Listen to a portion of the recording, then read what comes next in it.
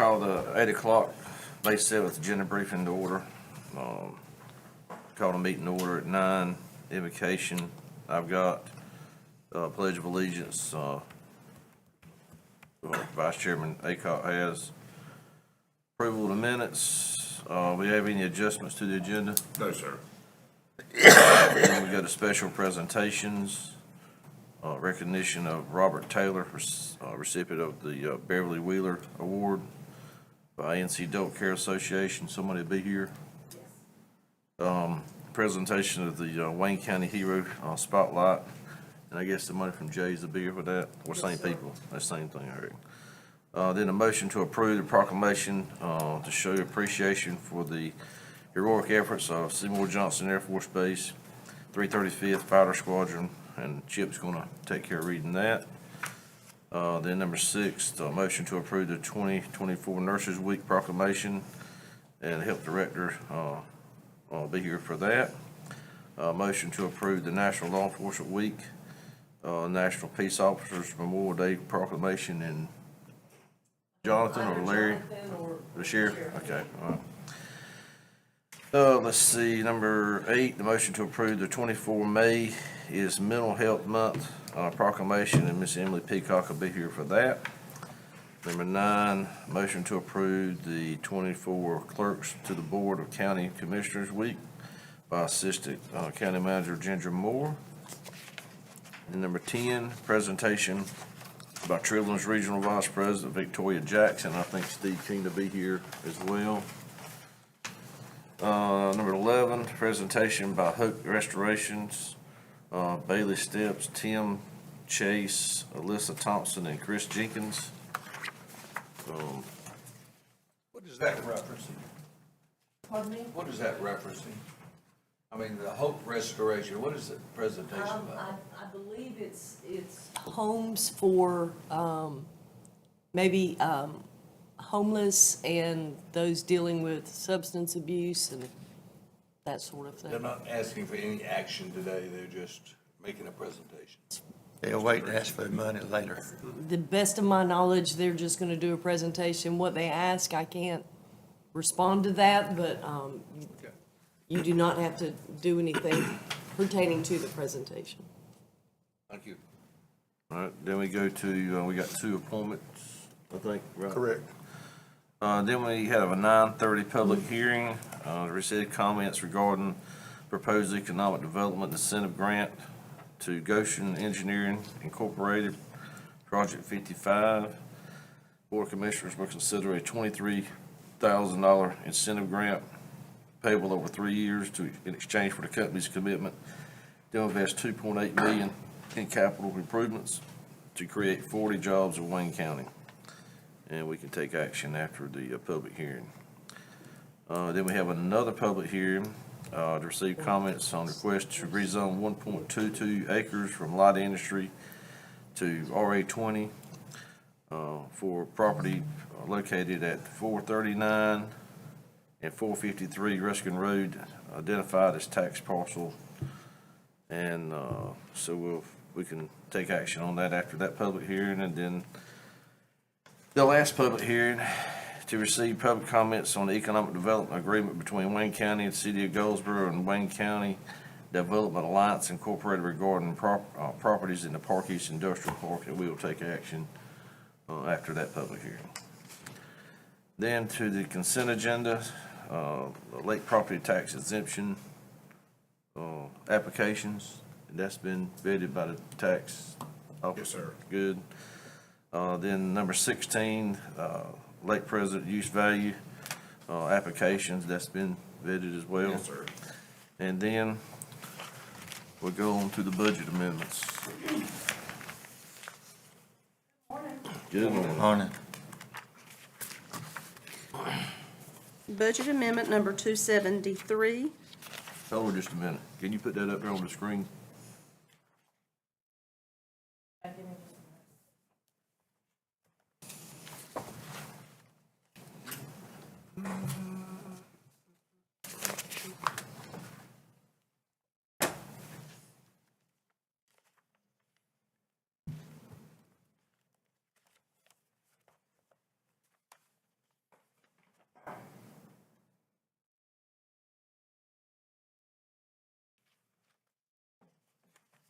All right, thank you, ma'am.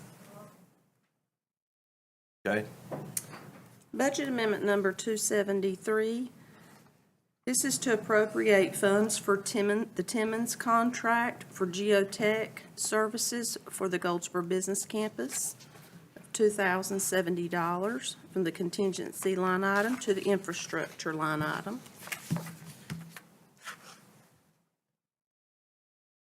Number 459. This is for animal services. This is to appropriate revenues received in the amount of $320.45 from a customer to pay for medical bills because of a dog that was taken to the vet.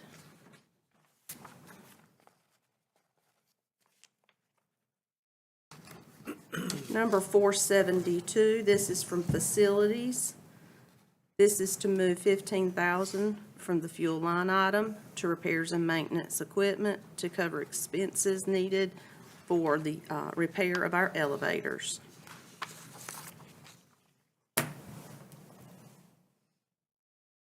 Number 477 is from 911.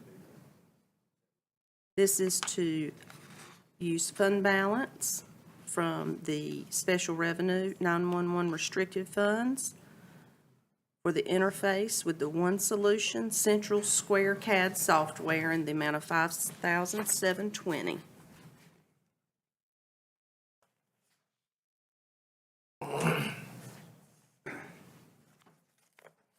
Number 478, this is from the Sheriff's Office. This is to move $28,634.25 from office supplies, non-capital furniture and fixtures and equipment to capital outlay vehicles to purchase a vehicle for the investigations division. Chip, why would they do that mid-budget? Probably due to the fact that they can get the vehicle on the contract that's available. So a lot of times these vehicles get gone for the day that they're in and so that'd be my guess. We can find out further if you would like more. If you will, because it seemed a little odd that they were buying that mid-budget. I'm surprised they could even find one. Okay, thank you. Yes, sir. Budget amendment number 480. This is for Register of Deeds. This is to reappropriate several line items to cover expenses for the remainder of the year.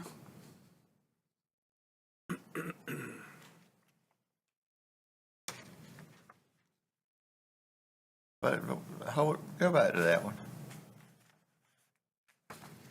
Travel and meals, $1,260.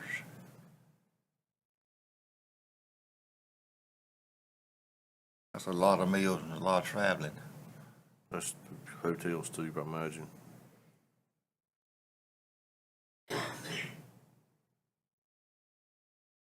Okay, all right, move on. Budget amendment number 483 is the Health Department. This is to allocate remaining funds for their Healthy Beginnings budget to cover additional cost and professional services, travel, training, and incentives.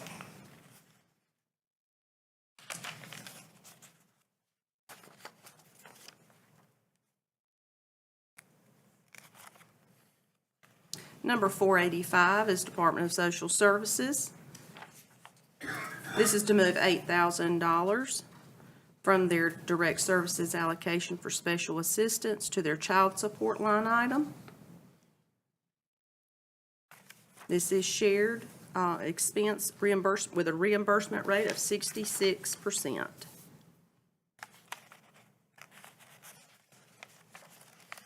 Number 487 is also Department of Social Services. This is to move $65,000 from special assistance to the direct service allocation. This is to cover actual drafts exceeding the budgeted estimates, has a reimbursement rate of 75%.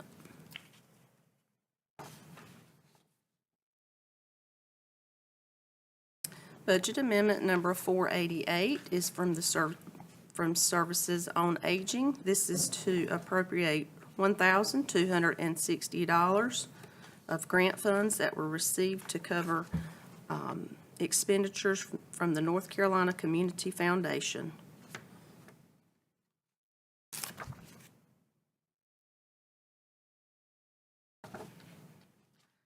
Number 489. This budget amendment is to appropriate ARP funds for the renovation of the Highway 117 property for the use by the Sheriff's Department, correcting errors from EMS raincoats, decrease budget for sheriff cameras and tasers to reflect the obligation amount, and move funds from EMS Grantham renovation project as the project has been completed. Total is not right. Number 491, this is to move prior expenditures to their proper funds as the projects were not eligible to be paid out of ARPA funds. This was $30,000 that was originally appropriated in the Jetport, as well as $17,500 that was originally appropriated to, needs to be appropriated for the Sheriff's Department now. Do you recall what project that was at the Jetport? That was a match for,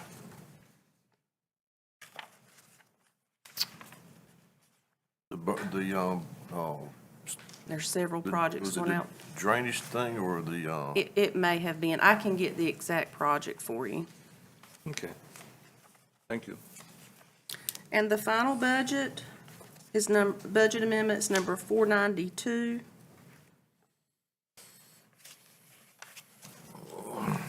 This is to move a prior credit that was originally posted to the general fund and needs to be moved to ARP so we can get the line item in order.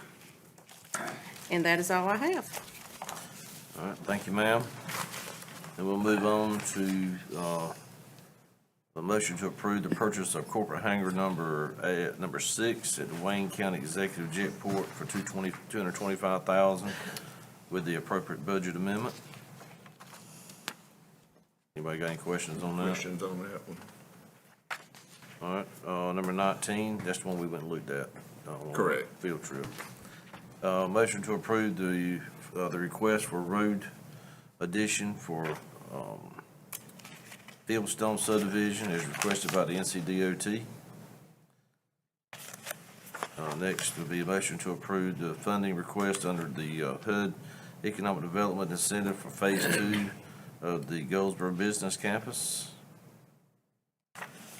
Number 21, motion to approve 209 North William Street route removal and replacement contract, We make a correction on that, that's South William Street. South William. All right. It done about all the damage they do on North Wheel. Well, as I was going through that, I noticed that it was indicated as William Street, then it was North William Street, and of course, I was trying to figure out what building that was, so I Googled it, and it ended up being up there around the post office. And I said, oh, it's got to be a different building. But I'm glad we noticed that. But sometime when you're going out of Old William Street, going north, you get along there about where the old car wash was. That road that comes, what is the name of that road anyhow, that comes out in Hooks River Road. Hooks River Road, you got a great big circle, whatever, right there. I can't remember whether it's just before it or right after it. There's a cutout for a street. And at the end of that cutout, dead center, there's a fire hydrant. Just look at it when you ride by sometime.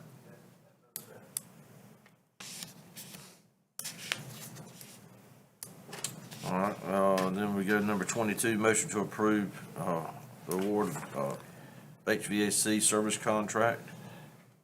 Anybody got any questions on that? I do. I was going through that, and it appeared as if the low bidder for the total cost was Piedmont. Why did we agree to the other one, the one we did, which is more. And I'm hoping that it's based upon the cost per hour. It is. Well, Piedmont Service Group's the one had ours last year. Okay. And our units didn't get service last year. Well, that's a So good reason. That's why that one doesn't indicate, you can't do what we want done for $35,000 anyway. It would appear Air Heaven would have the next lowest bid, but if you look over at the total hours they're gonna give us for that amount of money, they're gonna give us 331 hours at $190 an hour. But Atlantic Construction is gonna give us 828 hours for $80 an hour, which makes them the low bidder. They're gonna give us near about triple the man hours for almost the same amount of money, so that's what makes them the low bidder. So if they don't provide that many hours, then, in other words, is it based upon the hourly We're gonna be rate? looking at some money, yep, that's Okay. right, yep. And the But if they hourly have to rate- go over it, it'll be at that rate as well. Absolutely, yep, Okay. if they go, well, if they go over, if they come and do service work, this is just for the maintenance contract, just to keep our stuff working. If something actually breaks, then you go over to the right there, they're $120 an hour. And the Air Heaven was 125, which makes them still the low bidder, so that's why we decided to go with it. Well, thank you for the clarification. Yes, sir, yes, sir. Any other questions? Then we'll go to new business, presentation of the 24-25 CIP plan and updates from Davenport Financial Advisors.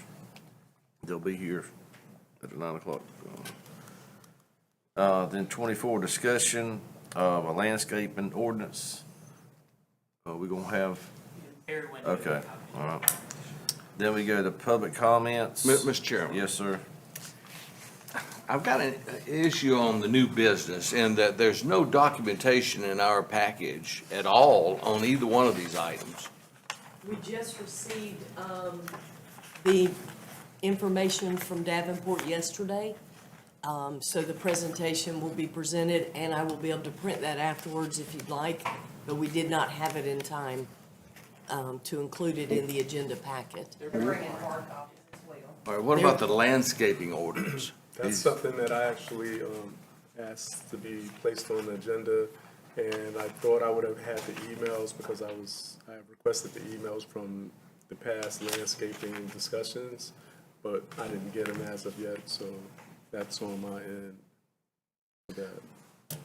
But you would agree that we would need to have some Absolutely. information before we get into a, That's why I initially said if we didn't have it, we could just take it off for today. so, and I've got no problem with the discussion on it, but hopefully we're not gonna take any action on it. No, sir, Okay, great, okay, thanks. it's just discussion.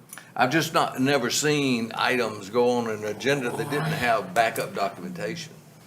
Thanks. But Joe, usually the stuff that come to this board, we don't have the documentation. We Nope. hear about it here. Well, all right, thanks. Thank you, Mr. Chairman. Then we go to public comments, county manager report, board of commissioners committee reports. We have closed session, Yes, sir. and then we have adjournments. So have we got time to do any closed session right now, or?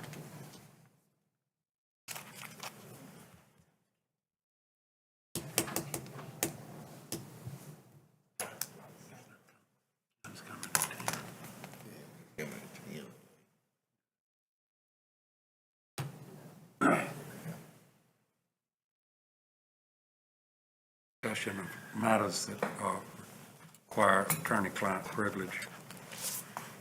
Mr. Chairman, I'll move we go into closed session. All in favor, raise your right hand. Oh, we can vote? No.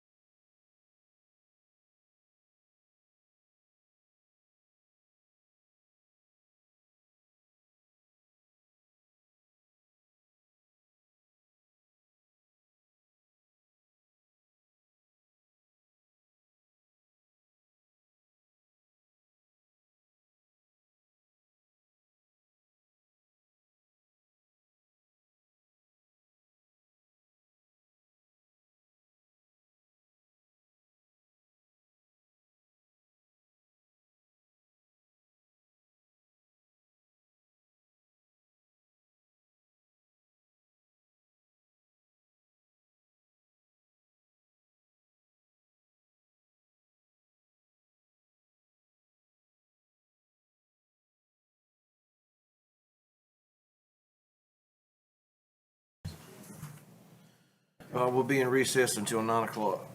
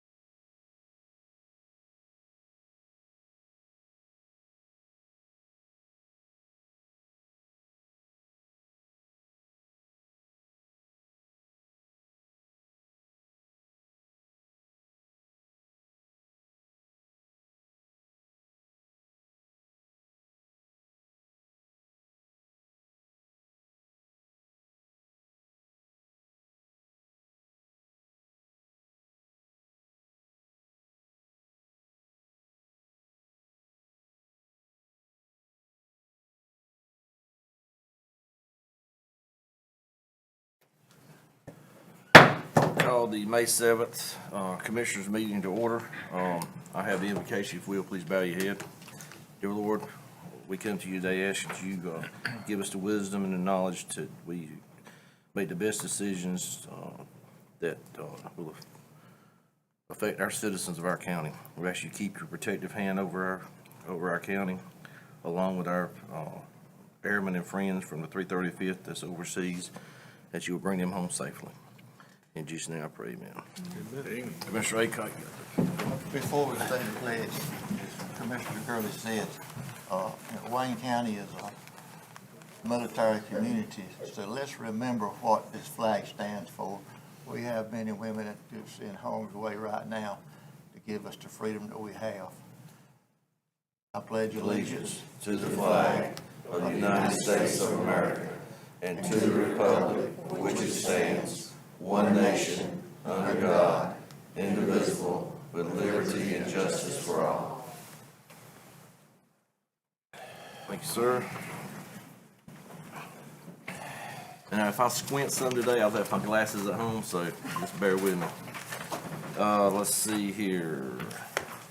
We got, I entertain a motion for approval of the April 16th minutes. So move.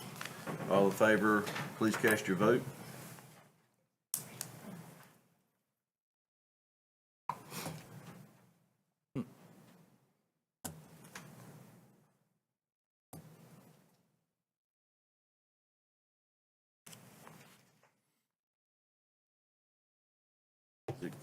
We got Very that good. deer in the Yep. headlight lit. Yep. All right, thank you. We have an adjustment to the agenda. Yes, sir, one small adjustment on item 21 under consent agenda. Instead of 209 North Williams Street, it's 209 South Williams Street. Got it. I'll entertain a motion to approve the adjusted agenda. So moved. All in favor, please cast your vote.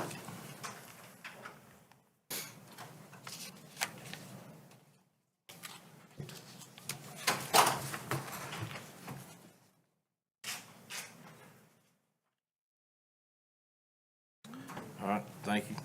We're going to special presentations, and I'll remind each one, we got a bunch of them today. It's limited to 6 to 10 minutes, so please remember that in your discussion.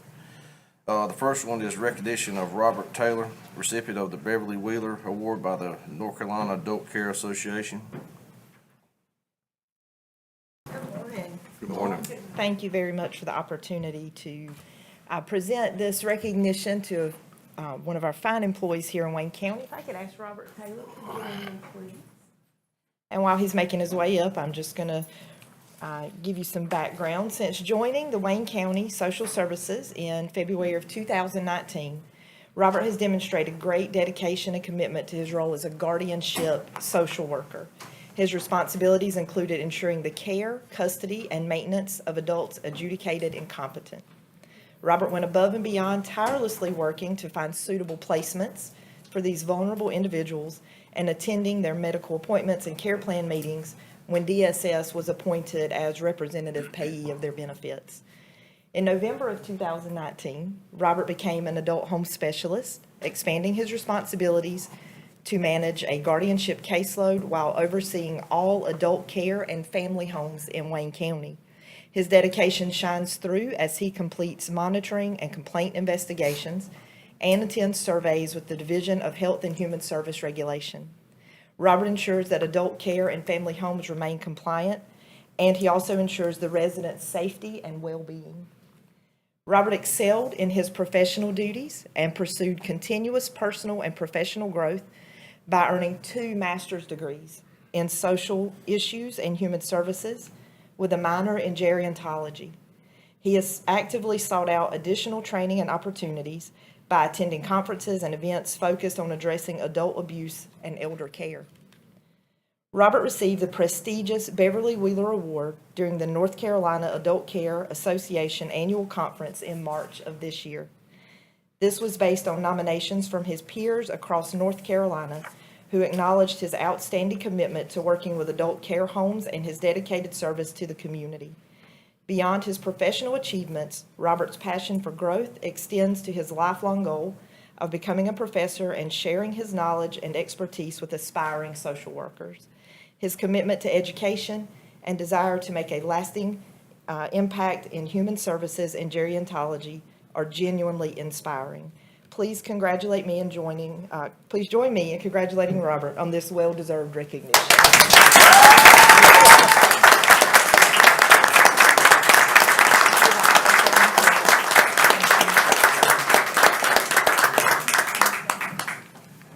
Just say thank you so much. I enjoy the work I do, and I appreciate it. Thank you. All right, the next will be the presentation of the Wayne County Hero Spotlight by Jay's Kitchen. Unfortunately, they have not yet Okay. gotten here, so. here, I think he's waiting on a couple more people. Oh, okay. Well, if you'd like, we can move down to the next one. Okay. And then come back to that. All right, we'll go to proclamation to show appreciation for the heroic efforts of Seymour Johnson Air Force Base 335th Fighter Squadron, and Chip is gonna Yes, take sir. care of that. Thank you, sir. Being a proud military town we are, and proud of our military members and proud of their presence in this community, I think it'd be fitting to have a proclamation to show appreciation for the heroic efforts of Seymour Johnson Air Force Base 335th Fighter Squadron. Whereas since the 1960s, the United States government and military have been strong supporters of Israel, and whereas the United States military has played a key role in holding off hostility from countries bringing harm to Israel, and whereas Seymour Johnson Air Force Base is home of the elite 4th Fighter Wing, providing F-15 air power for America with lethal Eagles and elite airmen, and whereas during the weekend of April 13th, 2024, Israel was under horrific attack from Iranian missiles, and Seymour Johnson Air Force Base answered the call, whereas 99% of the missiles launched by Iran were intercepted before striking Israel, and whereas the 335th Fighter Squadron Commander Lieutenant Colonel Kevin Murphy received a phone call from President Joe Biden commending him and his squadron for their exceptional airmanship and skill in defending Israel. And whereas members of the Senate and House Armed Services Committees stated the success of the jets on April the 14th, 2024 show they are not irrelevant, according to the Air and Space Forces magazine. And whereas U.S. Representative Don Davis further stated, as a dedicated member of the U.S. House of Armed Services Committee and a proud U.S. Air Force veteran, I urge the Air Force to keep all 4 squadrons at Seymour Johnson Air Force Base in Wayne County, including all 94 F-15E Strike Eagle aircraft, or replace them one for one with other aircraft. Whereas the chairman of the Joint Chiefs of Staff, General C.Q. Brown, said the F-15E Strike Eagle is a very capable platform. And whereas the commander of the U.S. Northern Command and North American Aerospace Defense Command, General Gregory Gilliot, said the F-15E Strike Eagle is a phenomenal aircraft, and it's many ways unmatched air to ground, and in many ways it's unmatched air to air, has a phenomenal radar. The Strike Eagle is a fantastic aircraft, and whereas the Supreme Allied Commander of Europe's General Christopher Cavoli has said that the Strike Eagles figure heavily in his plans for European command, whereas Admiral John Aquilio, Commander of the Indo-Pacific Command, said there is a role for Strike Eagles in scenarios in the Indo-Pacific. And whereas we implore the United States Senate Armed Services Committee and the leaders within the Pentagon to keep F-15E Strike Eagles at Seymour Johnson Air Force Base as a necessary and important part of our nation's military prowess. Now, therefore, the Wayne County Board of Commissioners does hereby proclaim this admiration and appreciation for the men and women of the 335th Fighter Squadron and all of those stationed at Seymour Johnson Air Force Base for their heroic efforts every day, and urges the President, the Secretary of Defense, and the Secretary of the Air Force to keep the F-15E Strike Eagles at Seymour Johnson Air Force Base. Thank you, sir. I entertain a motion for approval of this proclamation. So moved. Thank you, Pick. That'd be unanimous. Please cast your vote.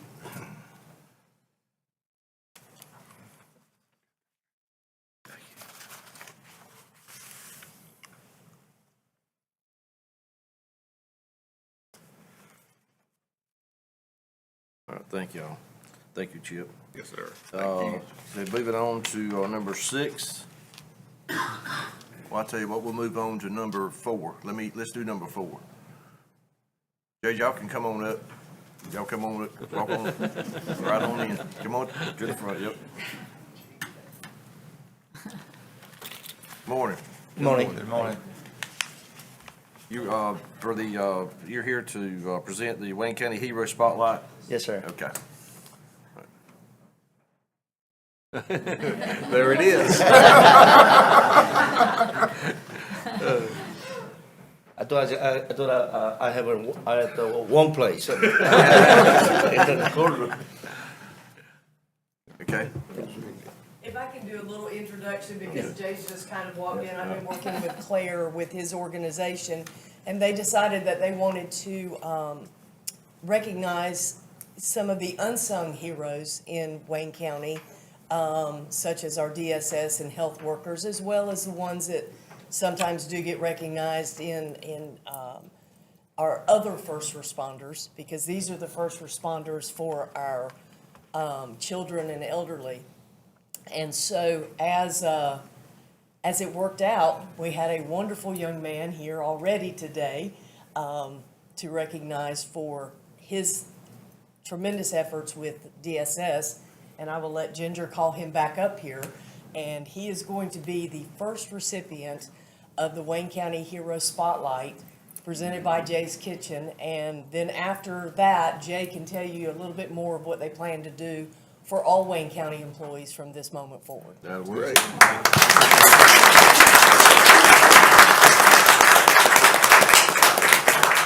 Robert, thank you for all your efforts. We appreciate you and how you represent our community and take care of those who need it most. So congratulations on being our very first Jay's Hero.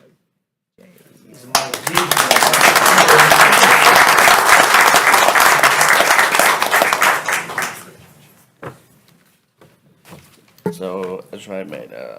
It's May 2021. First, Wayne County recognition for, Wayne County heroes. A lot of, great people in the county for working for the whole county, for the community.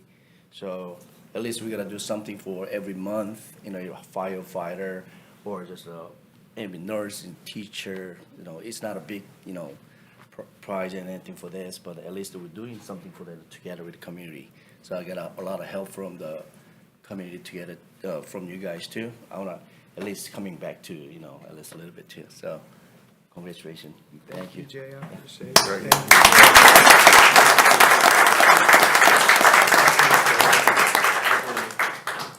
I'm a little bit late for it. I'm just hard to find a parking place. If we will, I just wanted to say that what each employee will receive is a $200 gift card to Jay's Kitchen or any of Jay's restaurants. And in addition, they're going to gift all of Wayne County employees during their birthday month 50% off, no matter how many people you want to bring in, family, friends, and be able to go and celebrate your birthday during your birthday month. Correct, Claire? During the birthday month? Yeah.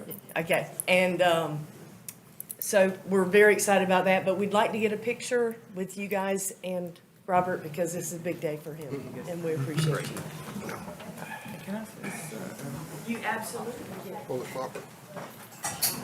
I just wanted to say that I appreciate the recognition, because what we do, being a social worker, when we go in and out of these facilities, it's not easy looking through abuse and neglect cases, looking at the photos we have to look at, looking at cases. It's really hard work, and I don't think people really understand it. We go through the same neighborhoods, we go to the same houses that police do. We don't have anything with us to protect us. So I do appreciate this.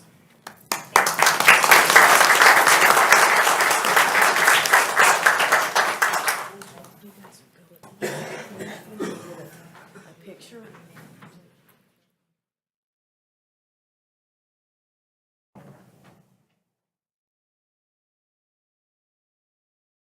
Oh, just the birthday.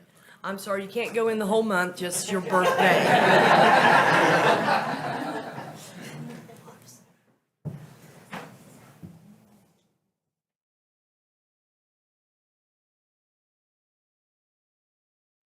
All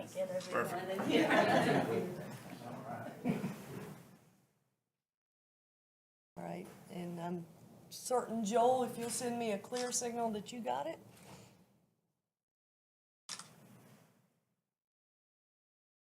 Got it, okay. Excellent. I'm sorry. Sorry.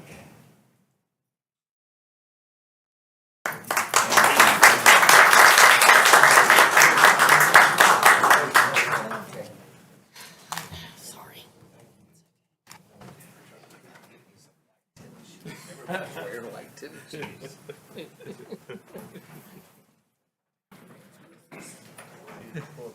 thought I was gonna beat that kid all day.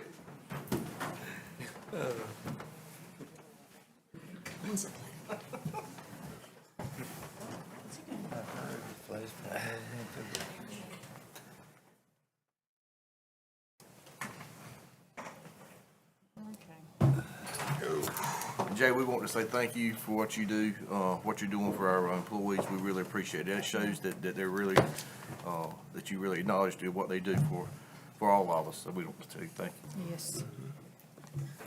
All right, we'll go to number 6, the 2024 Nurse Week proclamation by our Health Director, Suzanne DeLoy. Good morning. Good morning. I get to, that's a hard place to fall, but I get to talk to you about my heroes. My heroes do not wear capes, but they are typically seen with stethoscopes and scrubs as their attire. But I'm here today with my wonderful team to talk with you about National Nurses Week. So the American Nurses Association is celebrating Nurses Week, actually this week and throughout the month of May. And this year's theme is Nurses Make the Difference, and it honors incredible nurses across the nation. There are over 5 million nurses across this nation.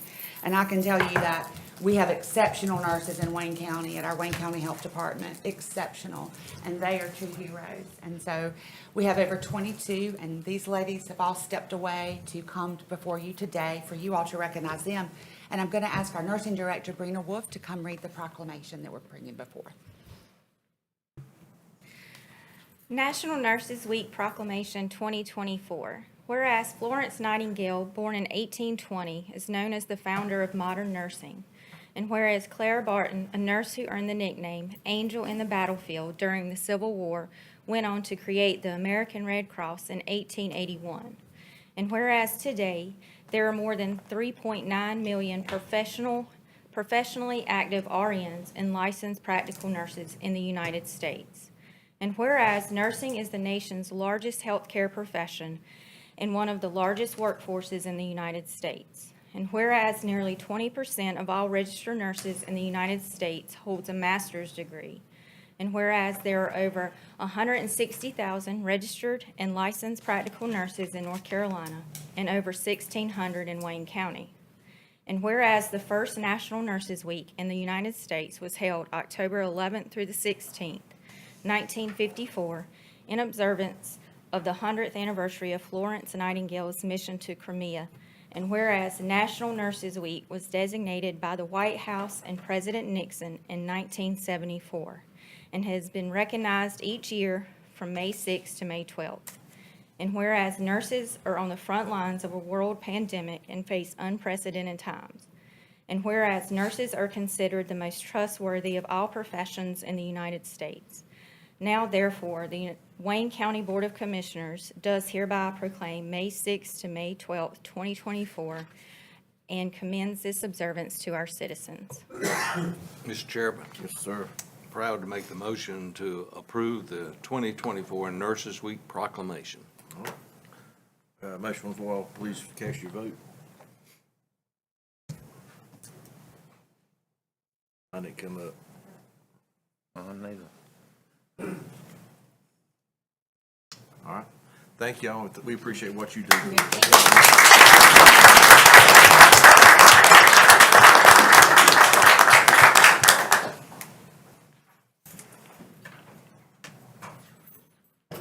We'll move on to number 7, a motion to approve the National Law Enforcement Week, National Peace Officers Memorial Day proclamation, and our sheriff is here to. Good morning. Thank you for allowing me to represent all law enforcement in Wayne County this morning. Whereas in 1962, President John F. Kennedy proclaimed May 15th as National Peace Officers Memorial Day, and the week in which it fell is National Law Enforcement Week, to pay special attention to those law enforcement officers who have lost their lives in the line of duty for the safety and protection of others. And whereas there are approximately 900,000 law enforcement officers serving in communities across the United States, including the dedicated members of the Wayne County Sheriff's Office. And whereas since the first recorded death in 1791, there are currently 24,067 law enforcement officers in the United States who have made the ultimate sacrifice and have been killed in the line of duty. Excuse me. Whereas National Law Enforcement Week will be observed this year from May 12th to May 18th. And whereas law enforcement officers are charged with pursuing justice for all individuals and performing their duties with fidelity to the constitutional and civil rights of the individuals that law enforcement officers serve. And whereas the resolve of law enforcement officers in the service of their communities is unyielding despite inherent dangers in the performance of their duties, and the vigilance, compassion, and decency of law enforcement officers, and the best defense of society against individuals who seek to do harm. And whereas Peace Officers Memorial Day, May 15, 2024, honors the 118 law enforcement officers who have died in the line of duty in 2023, and all U.S. flags should be flown at half-staff in honor of all fallen officers and their families. And whereas we especially recognize Sergeant Matthew R. Fishman of the Wayne County Sheriff's Office, who gave his life in the line of duty in August of 2022. And whereas all citizens of Wayne County should remember and recognize the men and women who serve and protect them, working in the county every hour of every day to ensure they remain safe. Now therefore be it resolved that the Wayne County Board of Commissioners formally designates May 12, 2024 through May 18, 2024 as National Law Enforcement Week in Wayne County, and publicly salutes the service of law enforcement officers in our community and in communities across the nation. Thank you, sir. I have a motion to approve. So moved. All in favor, please cast your vote. Mine's not coming up again. Mr. Chairman, can I make a comment? Yes, sir. Thank you, Sheriff Pierce. And we have felt the pain here in Wayne County.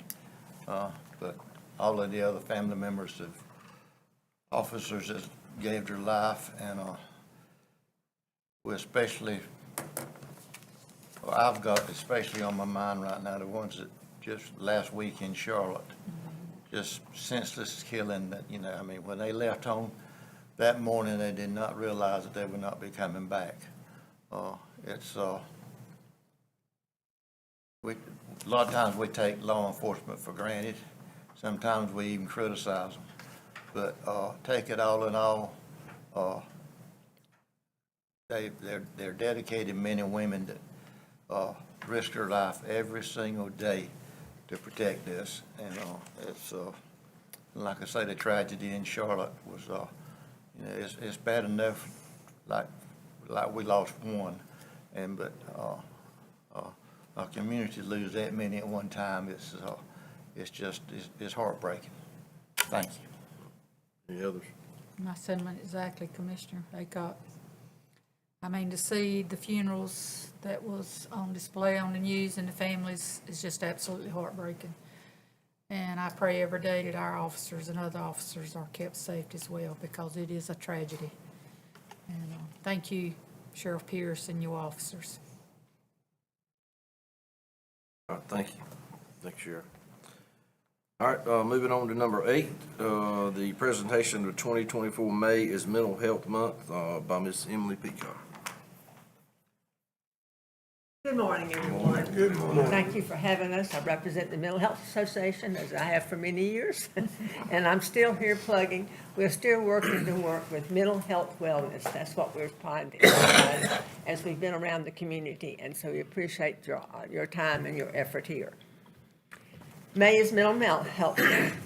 Whereas mental health is essential to everyone's overall health and well-being, And whereas all Americans experience times of difficulty and stress in their lives, and whereas prevention is an effective way to reduce the burden of mental health conditions, and whereas there is strong research that animal companionship, humor, spirituality, religion, recreation, social connections, and work-life balance can help all Americans protect their health and well-being. And whereas mental health conditions are real and prevalent in our nation, and whereas with effective treatment, those individuals with mental health and other chronic health conditions can recover and lead full, productive lives. And whereas each business, school, government agency, healthcare provider, organization, and citizen share the burden of mental health problems and has a responsibility to promote mental health wellness and support preventive efforts. Now therefore, the Wayne County Board of Commissioners does hereby proclaim May 2024 as the Mental Health Month in Wayne County. We call upon the citizens, government agencies, public and private institutions, businesses, and schools in Wayne County to recommit our community to increasing awareness and understanding of mental health, the steps our citizens can take to protect their mental health, and the need for appropriate and accessible services for all people with mental health conditions. Thank you, ma'am. I'll entertain a motion for approval. So approved. Is that Ms. Barbara? Yes, ma'am. All in favor, please cast your vote.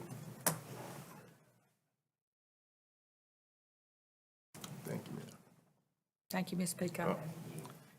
And I recognize also Reverend Anthony Slater, who's one of our board members also. Thank you, Mr. Slater. Thank you. All right, thank y'all.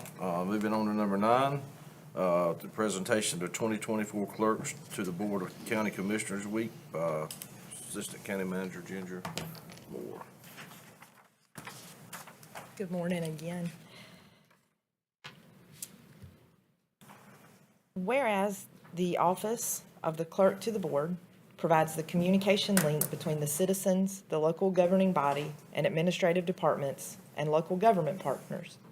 And whereas the position of clerk is one of the oldest in local government, dating at least to biblical times, and whose term has been long associated with the written word, so it is that modern-day clerks are official record keepers for their counties. And whereas North Carolina law requires every Board of County Commissioners to appoint a clerk, and the clerk continues in that position at the pleasure of the board. And whereas the clerk's most significant statutory duties concern the preparation, filing, and safeguarding of local government records, but the statutory duties constitute only a portion of what the clerk actually does.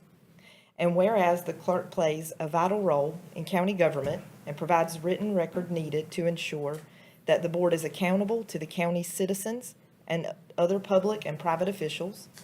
And whereas the clerk is sometimes described as the hub of the wheel in local government because of the central work that the clerk plays in the government's communication network.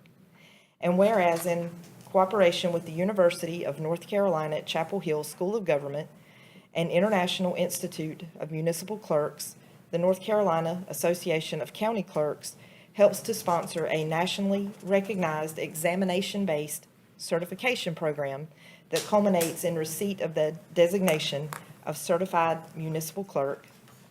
And whereas, in addition, the North Carolina Association of County Clerks and the School of Government sponsor state certification programs leading to the designation of North Carolina's Certified County Clerk, as well as opportunities for experienced clerks to obtain the continuing professional education needed to remain state certified or to earn an advanced master clerk designation.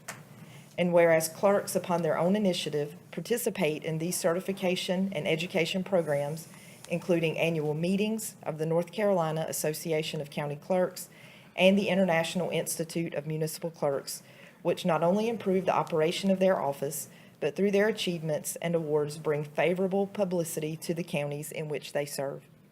Now therefore, the Wayne County Board of Commissioners does hereby recognize the week of May 5th through May 11th, 2024 as Clerks to the Boards of County Commissioners Week, and extends our appreciation to our Clerk to the Board, Carol Bowden, and our deputy clerk to the board, Kayla Whitley, and to all county clerks for the vital services they perform and their exemplary dedication to the county they represent. Thank you, ma'am. Entertain the motion for approval. So approved. Please cast your vote. Mr. Chairman, I'd like to say something. Yes, ma'am. Thank you, Kara and Kaylin. When I first started out in local government, did not know anything about local government, and my first job in town, the mayor came to me and said, first school you're going to go to is clerk school. I said, well, I'm the town manager. Why am I going to clerk school? He said, you will learn more in clerk school than you will any other position that you take at Chapel Hill. And I did. And I've treasured my certification as a certified municipal clerk ever since I left, being a town manager and everything. So thank you, Carol, and thank you, Kayla, so very much. Any others? I appreciate it. They, as chairman, they keep you straight. Whether you want to be straight or not, they keep you straight, so. It's a tough job. Exactly. All right, thank you. And these two of us, Carol and Marcia's been trying to keep straight for 11 and a half years, and It ain't worked yet. they're still trying. All right, we're gonna skip over to our public hearings. It's 9:31. Call the public hearing to order the first one, to receive public comments regarding a proposed economic development incentive grant to Goshen Engineering Incorporated Project 55. The board consider a $23,000 incentive grant payable over 3 years in exchange for the company's commitment to invest $2,856,000 in capital improvements and create 40 jobs in Wayne County. So, Julie, did you want to come and?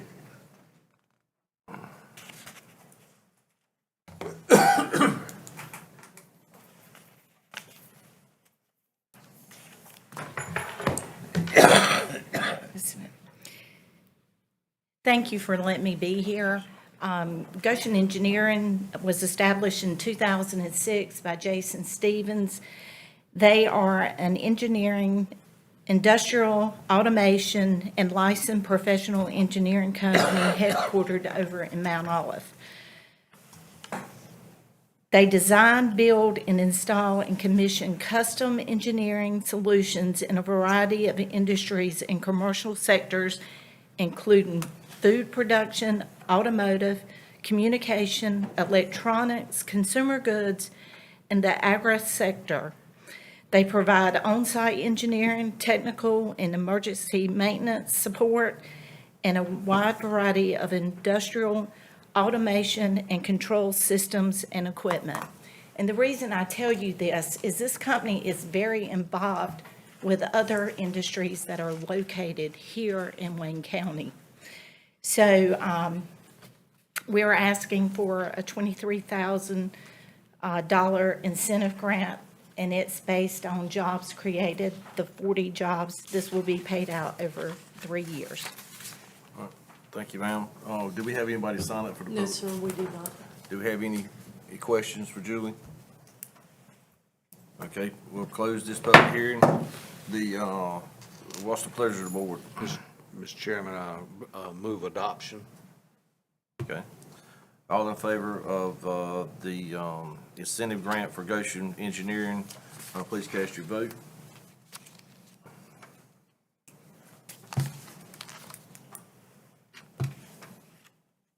All right, thank you, ma'am. Thank you, Julie.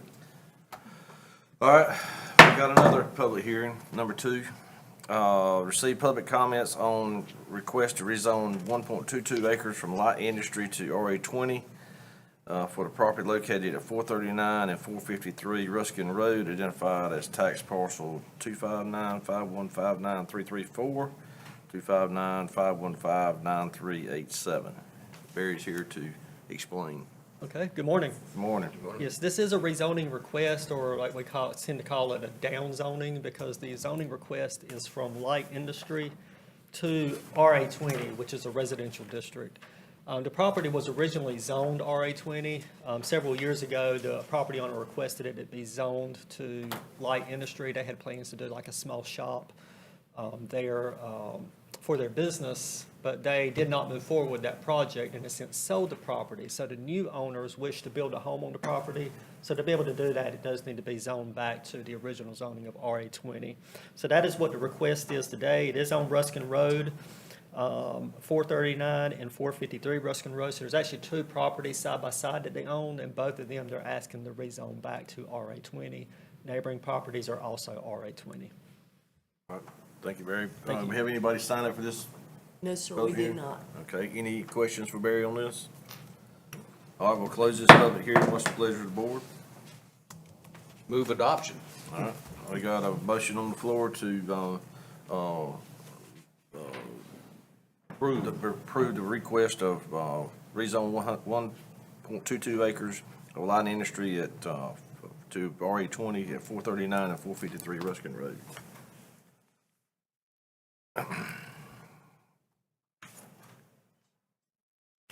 No? How would you like to vote? Yes. All right, thank you. All right, we call the third public hearing to order. Public hearing to comments on the economic development agreement between Wayne County, the city of Goldsboro, and the Wayne County Development Alliance Incorporated regarding properties at the Park East Industrial Park. And I guess Andrew. I can go over it All real right. quick. Good morning again. Your legal staff and management has been in discussions with the city regarding an agreement for some future development at Park East.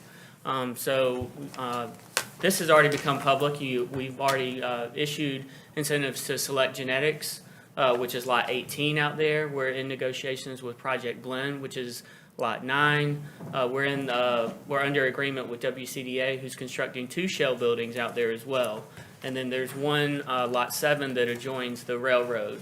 When we've been in discussions with these businesses, they've requested some specific items with respect to annexation within the city, which affects some of their utilities. So that started this negotiation, the end result of which is this public hearing today in this agreement. So just going over the agreement real quickly.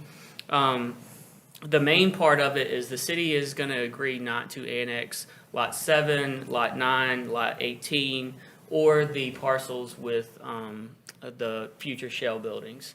In exchange for that, they're going to provide water and sewer. If the companies choose not to annex, so if they want to remain outside the city limits, they will have to pay that outside rate, but that gives the option, the ability to choose what's financially feasible for them. The companies could always choose to annex in if they want to. That's up to them. Additionally, we would split the property taxes. So the companies, if they don't annex into the city, we would split property taxes. That mirrors the agreement we have with the city on the Paytown Road campus. So basically, these companies aren't double taxed.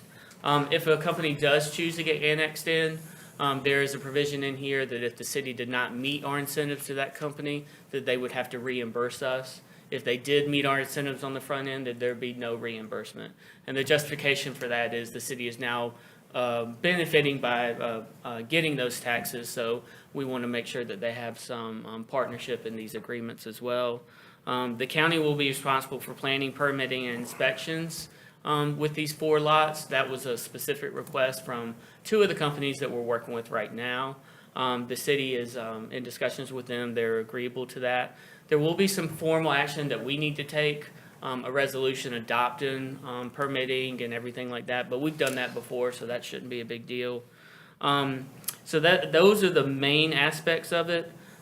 There is a provision in here too, which requires the city to provide some upfront economic incentives to offset the cost of any system development fees. That was also a request of some of these companies as well. So that's a brief overview of it. We did not address any future property, expanding out. I know WCDA is currently working with some private owners over there. Right now, we're trying to focus on the projects that we have in hand to make sure we can get these companies in and get them under construction and get some people hired for those businesses. We can always, in the future, move forward. If projects become available on that property, we can always amend this and include it, but right now we're focused on this. So we'd be asking for approval of the resolution, authorizing approval of the resolution, approving this agreement. And then my understanding is this is still being reviewed with the city. We've been in negotiations and discussions with them, but hopefully their approval will follow this shortly. All right, thank you, sir. Do we have anybody sign up? No, sir, we did not. All right, Andrew, I appreciate, Thank you. appreciate you and Mr. Borden and Chip and all working on it. I know it's been an ongoing process, to say the least, so, I'll entertain a motion, for approval. So moved. All right, everybody in favor, please cast your vote. Well, I need to close the, public hearing first. Now we're voting.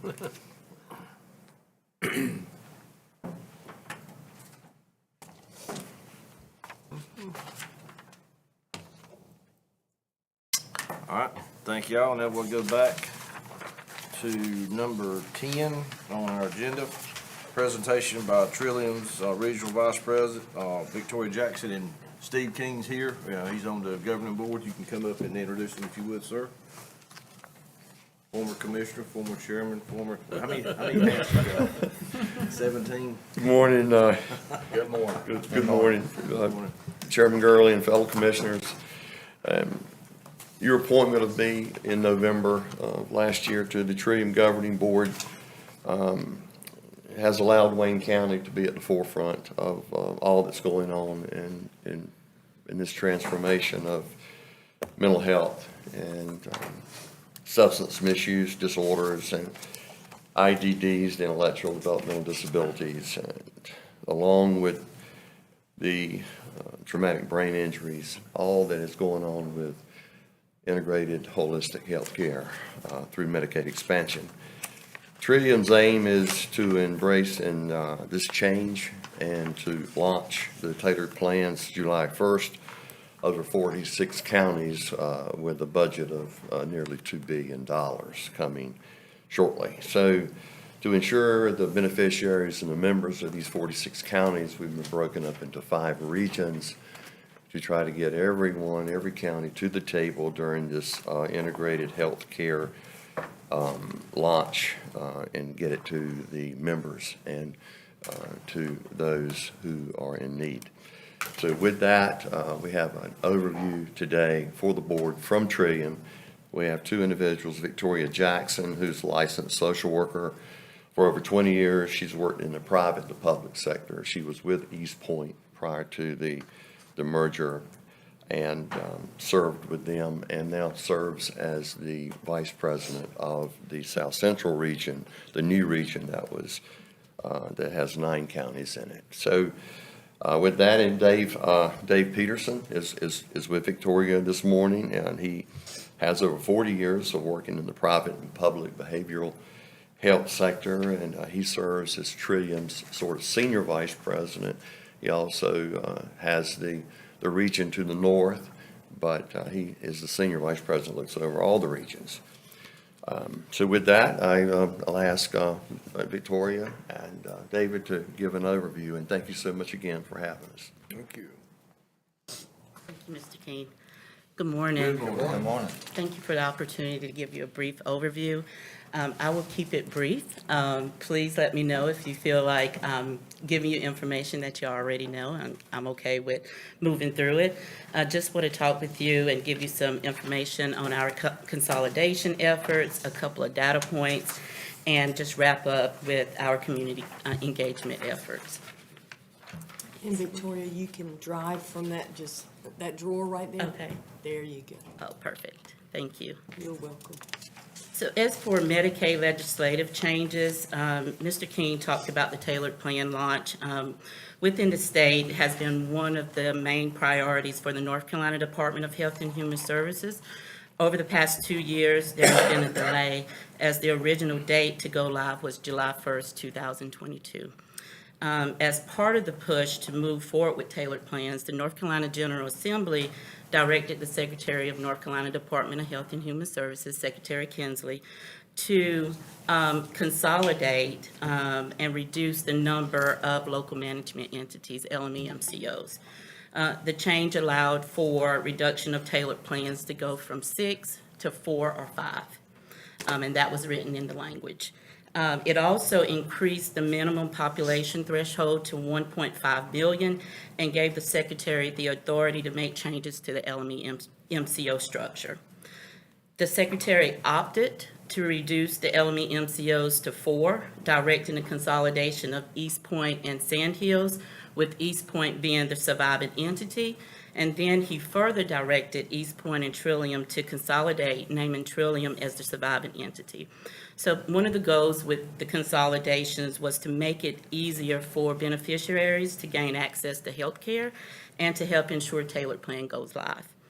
On April 3rd, DHHS did officially announce that the 4 LME MCOs, which is Trillium, Alliance, Via, and Partners, will go live with the tailored plan effective this year, July 1.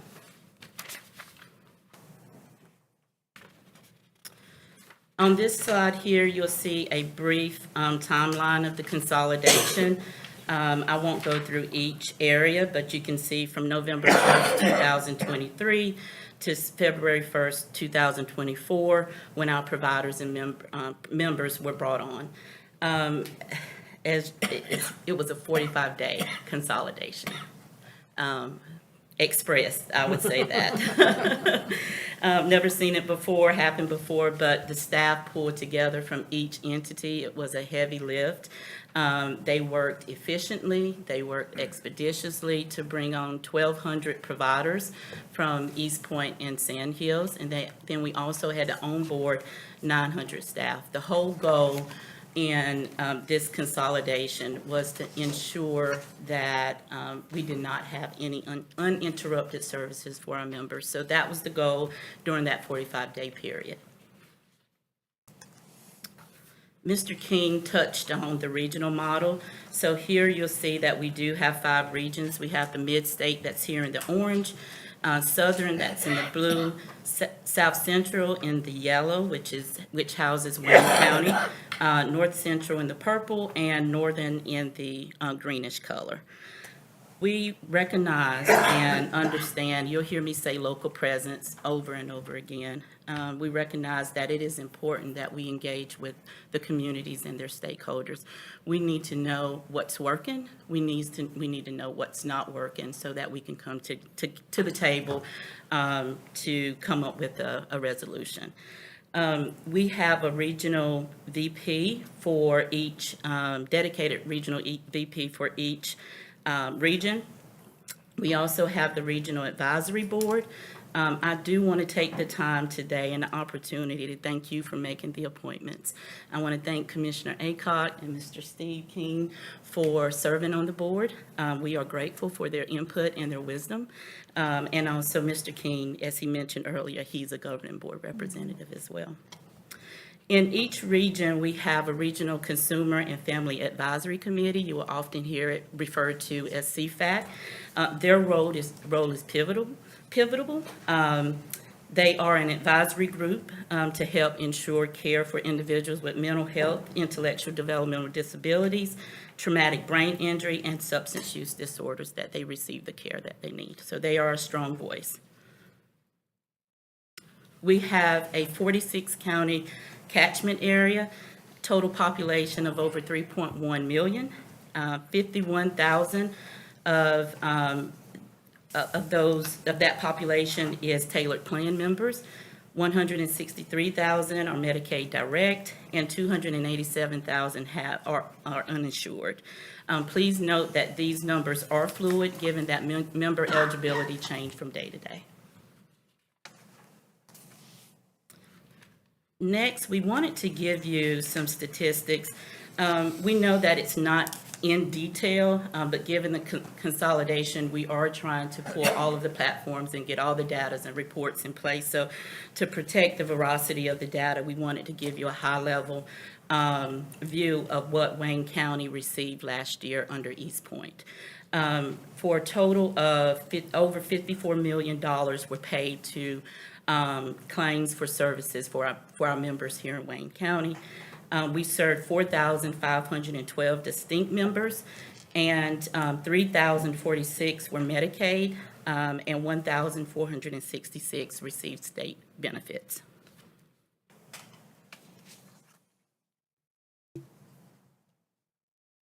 Next, we'll briefly touch on tailored plan. There is no way we can cover tailored plan in a couple of minutes. The whole point of tailored plan is to manage the whole person's care. As I mentioned earlier, it is slated to go live July 1st, 2024. We will not only be managing behavioral health care, but we'll be managing physical health, pharmacy benefits, non-emergency medical transportation, and there will be some value-added services in there as well. Again, it's all about the whole person and the whole person care approach. We will be serving individuals who have the most severe behavioral health, substance use, and IDD treatment needs. Statewide, tailored plans are projected to serve 180,000 Medicaid eligible members at launch, with 51,000 of those being Trillium Health resources. And again, the numbers are fluid. It is important to note that DHHS stewardship of the state's behavioral health system is accomplished through shared implementation with a number of organizations. So Trillium is only one of several. So on the slide here, you will see the standard plans that's listed. AmeriHealth, Blue Cross Blue Shield, United Healthcare of North Carolina, WellCare of North Carolina, and Carolina Complete Health, which covers regions 3, 4, and 5 in their standard plan. In July 2021, the state moved individuals that had mild to moderate needs to the standard plans. So most of the members that we served as LME MCOs are now being served by those standard plans. So they have the majority of the population. Standard plans cover mild to moderate behavioral treatment, and LME MCO serves the most severe individuals that have the most severe needs. Can I interrupt you with a question? Sure, yes, sir. I'm really confused on this. Are you speaking that the whole care that you're speaking of here, you would have to qualify under the behavioral health services before you would have physical and pharmacy benefits? Yes, sir. So for tailored plan, we will be serving Tailored plan. individuals, yes, individuals with the most severe behavioral health needs. So they will fall into that category. But not only will we manage their behavioral health care, but their primary care physicians, any their pharmacy. pharmacy. Yes, sir. All of that is encompassed. But you'd have to qualify for the behavioral health services before you get into the pharmacy and the physical. Yes, sir. Absolutely. That's a great question. Thank you. Thank you. So next, want to just touch on some of the projects and training that Trillium offers. This is just a snippet of this. There's a ton of trainings that's on our website, and also we have a training department that's dedicated to providing trainings as well. Sorry. I missed a hit. Sorry, that's me. Oh, okay. Give me just a second, I'll put it back. Not That a was problem. me checking to see. Yeah, so I'll continue if that's okay for the There we sake of go. time. Yeah, perfect. Thank you so much. One of the things that we do is distribute Narcan and fentanyl strips. We will distribute those items to the EMS, the health department, the local police departments, and others within the community. Last year, we distributed approximately 600 Narcan and fentanyl strips within Wayne County. We also do summits and sponsorships. Most recently, we helped sponsor the Partnership for Children Wayne County Touch a Truck event that's coming up. We also do summits across the catchment area, and we're hoping to expand with the additional 18 counties. We're hoping to expand those summits, so we're working towards that. We have the crisis intervention training for the community and law enforcement. We have mental health first aid. There's a youth program, option, and then also an adult option. It's a 6 to 8 hour course where the general public becomes certified, and the course teaches people how to potentially recognize a behavioral health need and get them to the appropriate professional. Lastly, on this slide, I will touch on value-based purchasing. That is working with our providers to pay for not just the quantity of service, but the quality of services. So you may see us going into some arrangements with providers, for example, the hospital, to reduce recidivism rates in the hospital. We will go in a pay-for-performance type arrangement. We also have the reentry simulation trainings. This is an awesome training. We encourage people to sign up. It is free and open to the public. You will learn about many barriers individuals go through when they are released from jail, experience the difficulties finding jobs, stable housing, going to treatment, and also the difficulty of navigating the release rules. Ms. Jackson, we're gonna have to wrap it up. We're Okay. way over time. Thank you so much. So I will just highlight that on this slide, there's Melissa Reese. She's our community liaison coordinator dedicated to Wayne County. And then we also have Terrell Austin, who is the Director of Community Engagement and Empowerment. He's one of the directors. So contacts, boots on the ground here in your community. Also want to make you aware that we do have a town hall scheduled on May 15th from 4 to 6 p.m. That will be at the Wayne Community College. Our CEO will be present. We're there to hear from the community and to take questions. And I'm so sorry because this is the most important slide in the deck. We want to make sure people know how to access services. So you'll see our member and recipient service line that operates Monday through Saturday, 7 a.m. to 6 p.m., and then our crisis line that operates 24/7. Thank you. Thank you, ma'am. Thank you, Ms. Jackson. All right, moving on to number 11, presentation by Hope Restorations, Bailey Steps, Tim Chase, Alyssa Thompson, and Chris Jenkins. Good morning.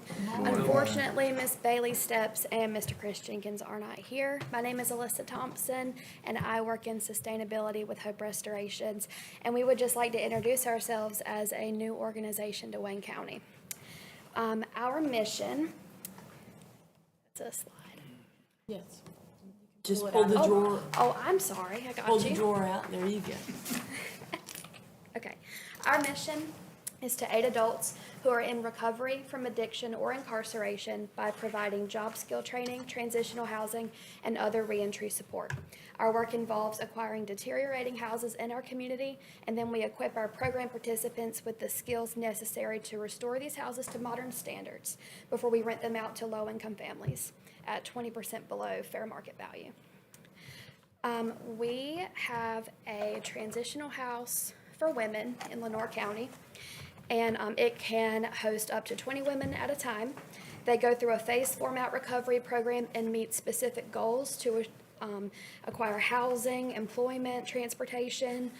We get program referrals from the 8th District Judicial Recovery Court system, specifically the Accountability Recovery Court and the Family Accountability Recovery Court. We work with Lenoir County Vocational Rehab, and we are excited to start working with Wayne County Vocational Rehab as well. We work with Wayne County's S&P and their CALM, C-A-L-M programs. And we have recently begun our own scholarship to help fund a stint in the program at our transitional house. One of the things that our girls can learn is at Restore and Hope Boutique to manage a website, customer service, anything that's important and transferable that can take them places after they graduate with us. And we're proud to say that it is entirely program participant managed. This is Miss Monique Kinsler, and she was a graduate of our program, and she is doing a fantastic job on Queen Street in Lenoir County. That's where our boutique is located. We also will mentor in soft skills as well. So while they are learning everything that can help secure them a job, they're also learning how to be steadfast in their recovery at the same time. And I will quickly turn it over to Mr. Tim Chase to speak about our men's program. Thank you for having us today. Tim Chase, and I'm the Vice President of Programming and Construction and all. And our goal has always been to reach out to people who's in recovery and incarceration and try to help them get a foothold and getting back into a productive life. I think we have been successful with quite a few people, including one that I'm really proud of who came into our program very early on. His name is Gregory Dunk. and he is now the director of the homeless shelter over in Kinston.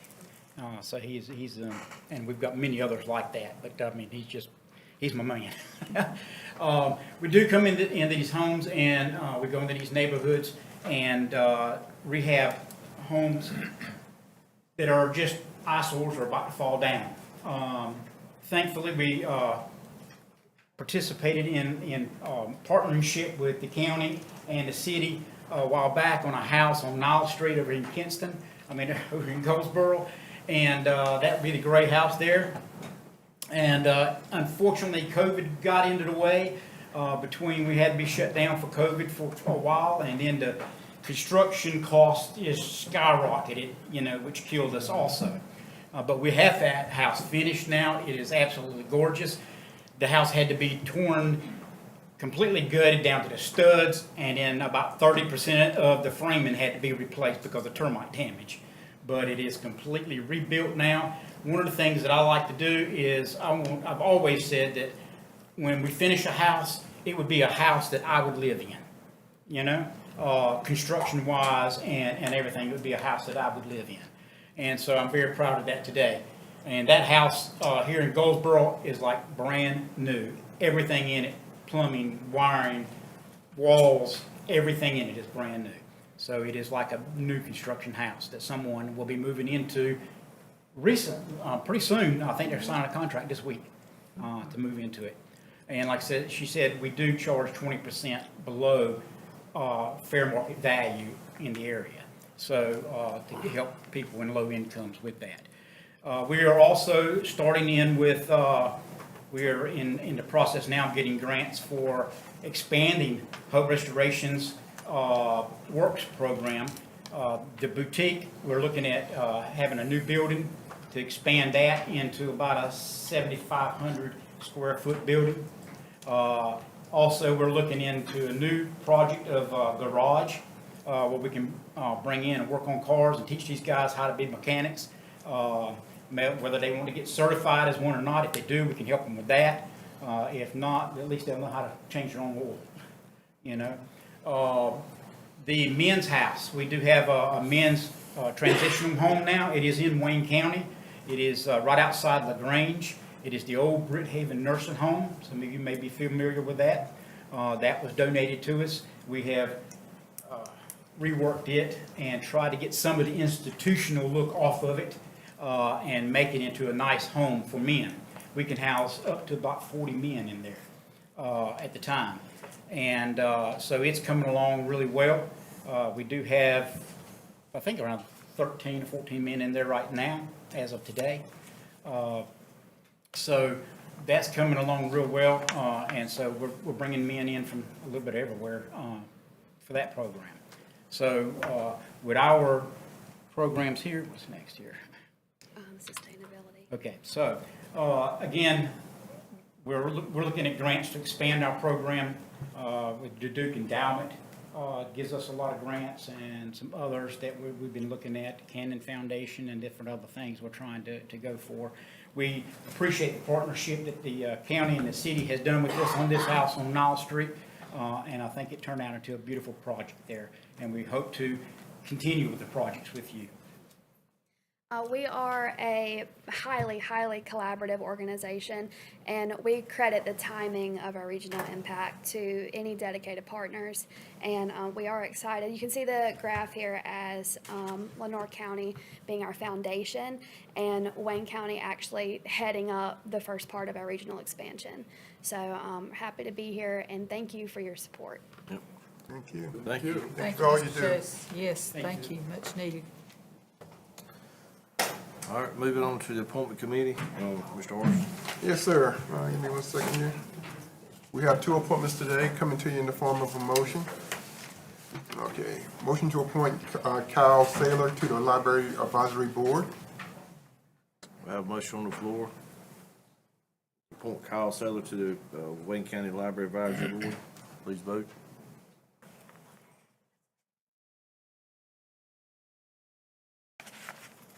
Wayne voted for it. He stuck his hand up. Yes. Miss Barbara did too. Yeah. Refresh your thing. Okay. And motion to reappoint Amita Shira to the Library Advisory Board. Okay, we have a motion to, report, Anita Shrinoff to the Wayne County Library Advisory Board. Please vote. And Mr. Chair, that's it. All right.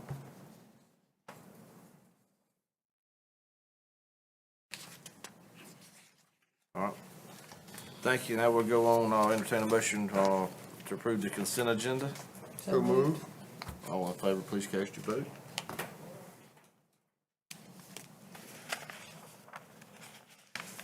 Oh, who did we do? Huh? Yes. Get in, Fresh. kinda, There you go, fresh, just praise you. All right, then we'll move on to new business. All right, so before we move any further, does anybody need to take a break? I could take a break. All right, we're gonna take a 5-minute, recess.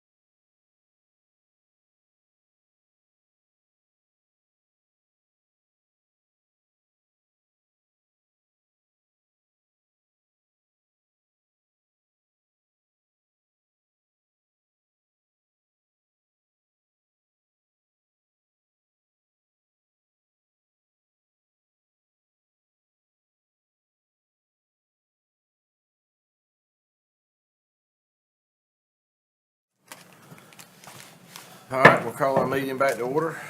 We have a presentation of our 24-25 CIP plan, an update from Davenport Financial Advisors. And Angie, is that you or?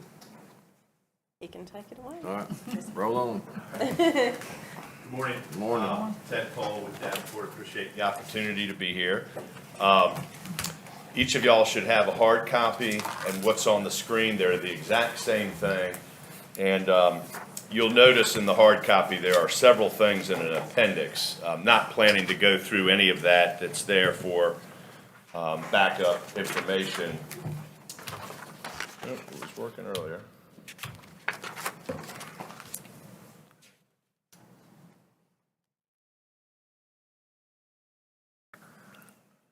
Second here.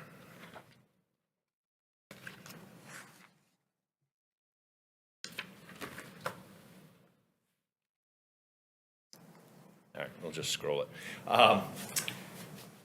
No action being requested with this information. It's informational, but certainly would like to answer questions as we go, anything that you'd like a little more explanation on. So just quickly, so you know what is in the appendix, we have some capital planning scenarios that we're going to go through related to funding the CIP as it exists. The details of those are in A. I'm going to present a summary.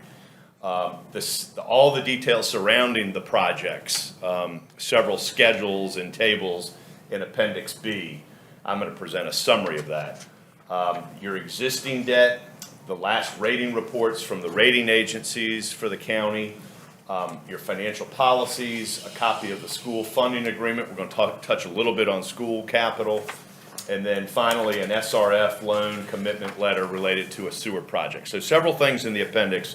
And we're going to focus on roughly the first, 16 or so pages to kind of give you all a sense of how the CIP planning process has evolved over the last several weeks.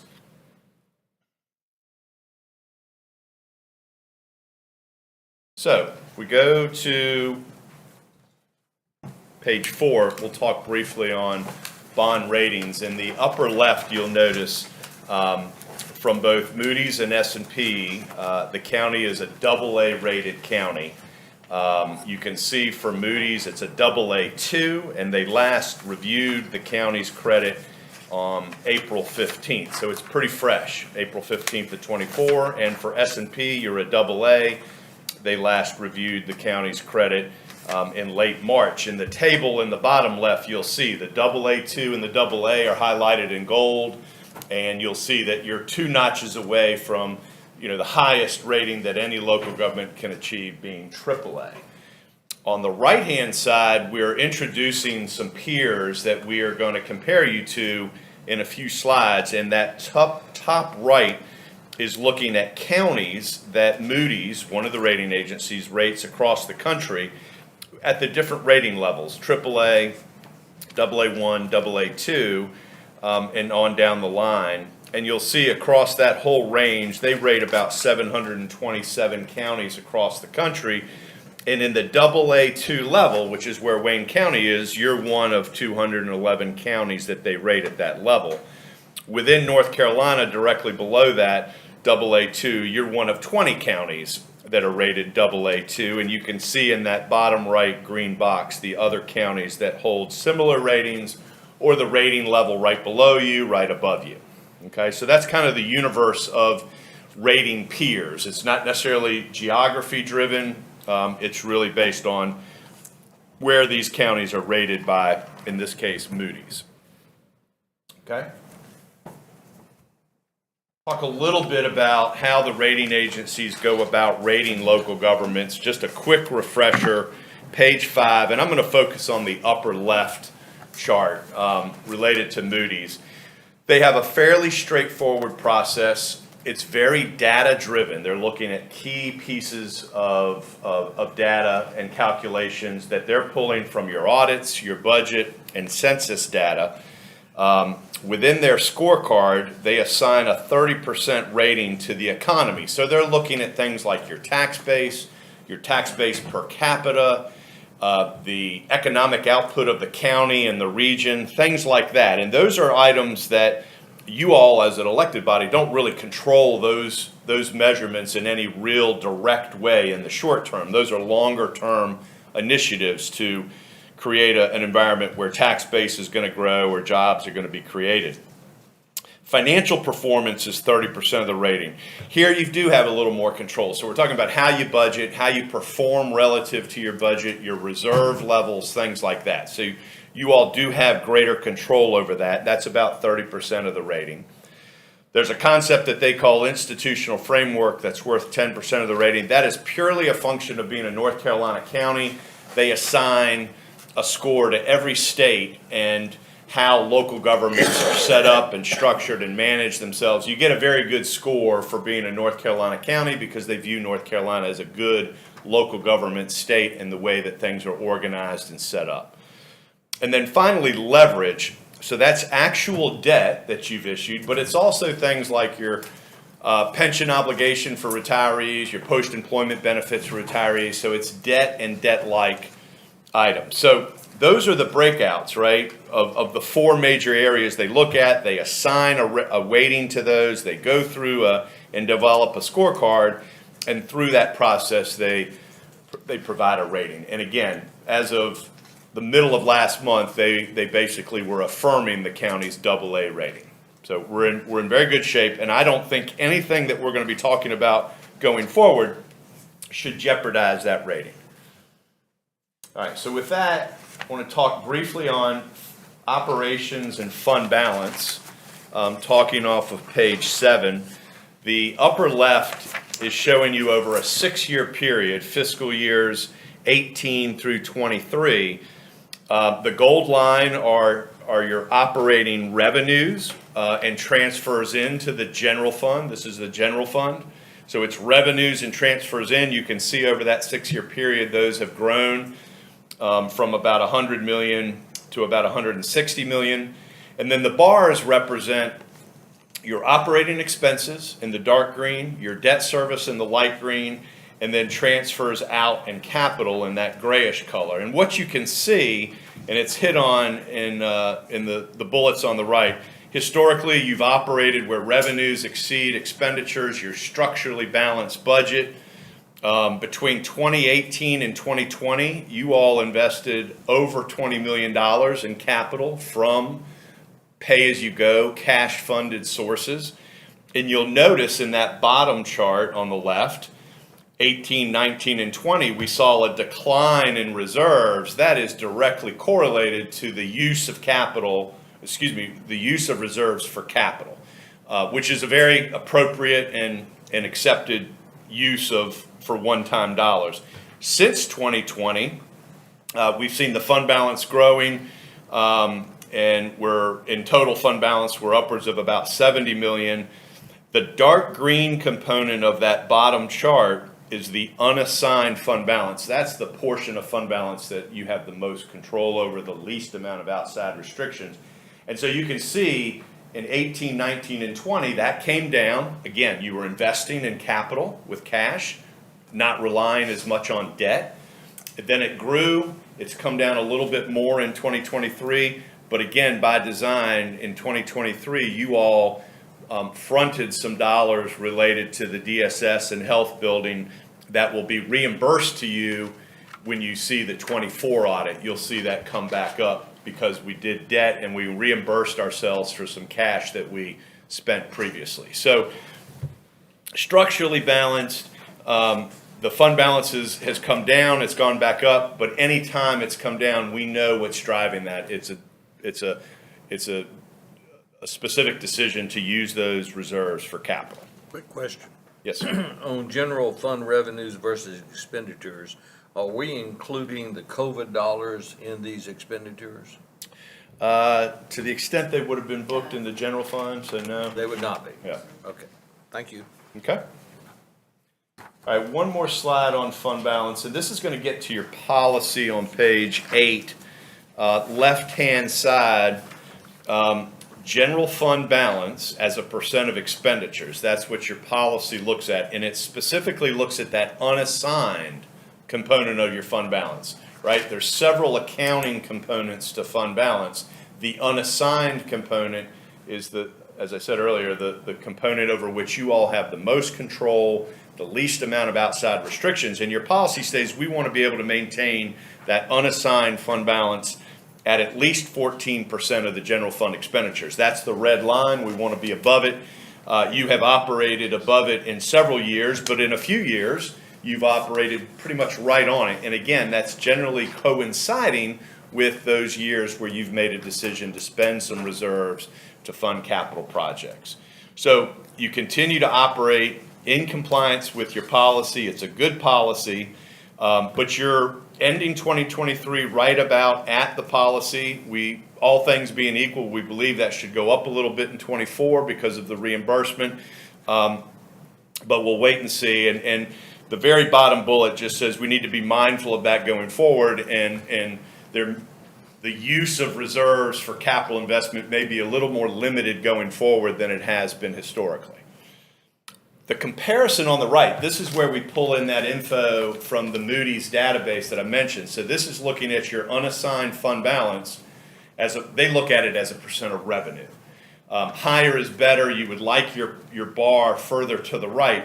But I think what's interesting is when you look at Wayne County in the gold bar, right, that's right about 14%. That's your policy, and you've managed right to it. Particularly related to the darker green bars, those are the North Carolina AA1, AA2, and AA3 counties, the median. So you can see the AA2 median, which is the second from the bottom, that's the midpoint of that group, looks to be about 25%, the green bar. But within that, the blue line, you've got somebody that's in sort of the 5% range and somebody that's out to the 55% range. So for the exact same rated county, the way all of them are managing their unassigned fund balance, on average, might be in the 25% range, but there's a pretty wide range from low to high. You all are sitting, I'd say, solidly in that range, maybe a little below the median, but we know that has been done not because there's a structural imbalance in your budget, but because you've made a decision to spend some cash for capital. Okay, so I would say the takeaway here is good policy, you're in compliance, and you line up where we want you to relative to your rating. Okay? So from here forward, we're going to talk more about debt rather than fund balance and operations. And we'll start with just a recap for you on your existing debt profile. This is your tax-supported debt. And in the bottom left, you'll see there's about $155 million of debt outstanding. You can see the breakout between county and school debt.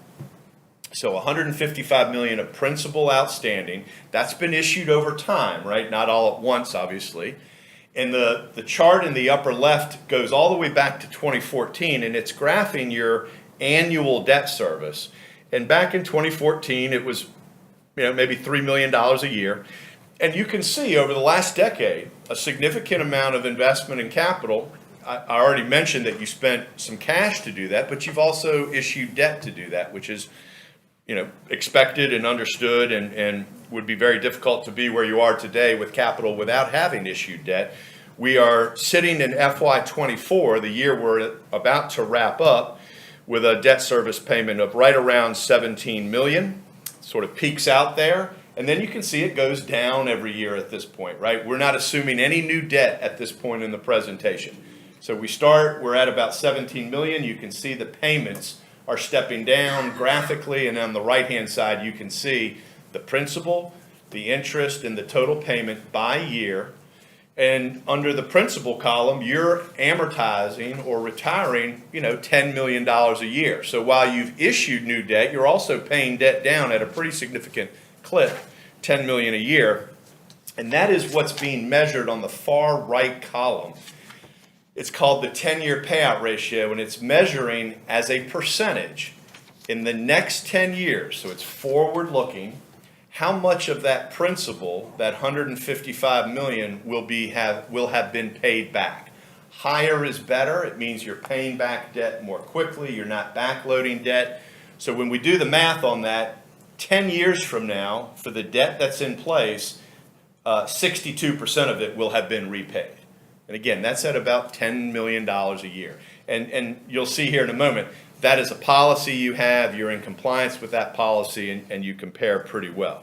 So this is our starting point for debt. Everything is fixed rate. We know the payments literally to the penny every year. They won't change unless you do a refunding or an early pay down. And we know going forward that payments are going to be stepping down year by year. All right? We go to page 11. These across the top from left to right are your current debt policies. What I'm going to tell you is in all of them, you're in compliance. Upper left is that 10-year payout ratio. So the green bars are your 62%, and it's getting higher. For this one, higher is better. You want to be above that red line, and you are, which is the right side of that red line to be on. And you can see directly below it on the comparison, a little below the medians, but very much in line with the range of similar ratios for AA2, AA1 counties. The middle one is debt to assessed value. So the amount of debt outstanding, that $155 million as a percent of your tax base. Lower is better here. You're sitting at about 1.6%, and it's expected to go down every year because you're paying debt off every year. And we're also assuming a tax base growth of, I think it's of 1.5% to 2%. Regardless, you've got a policy not to exceed 2%. You're below it.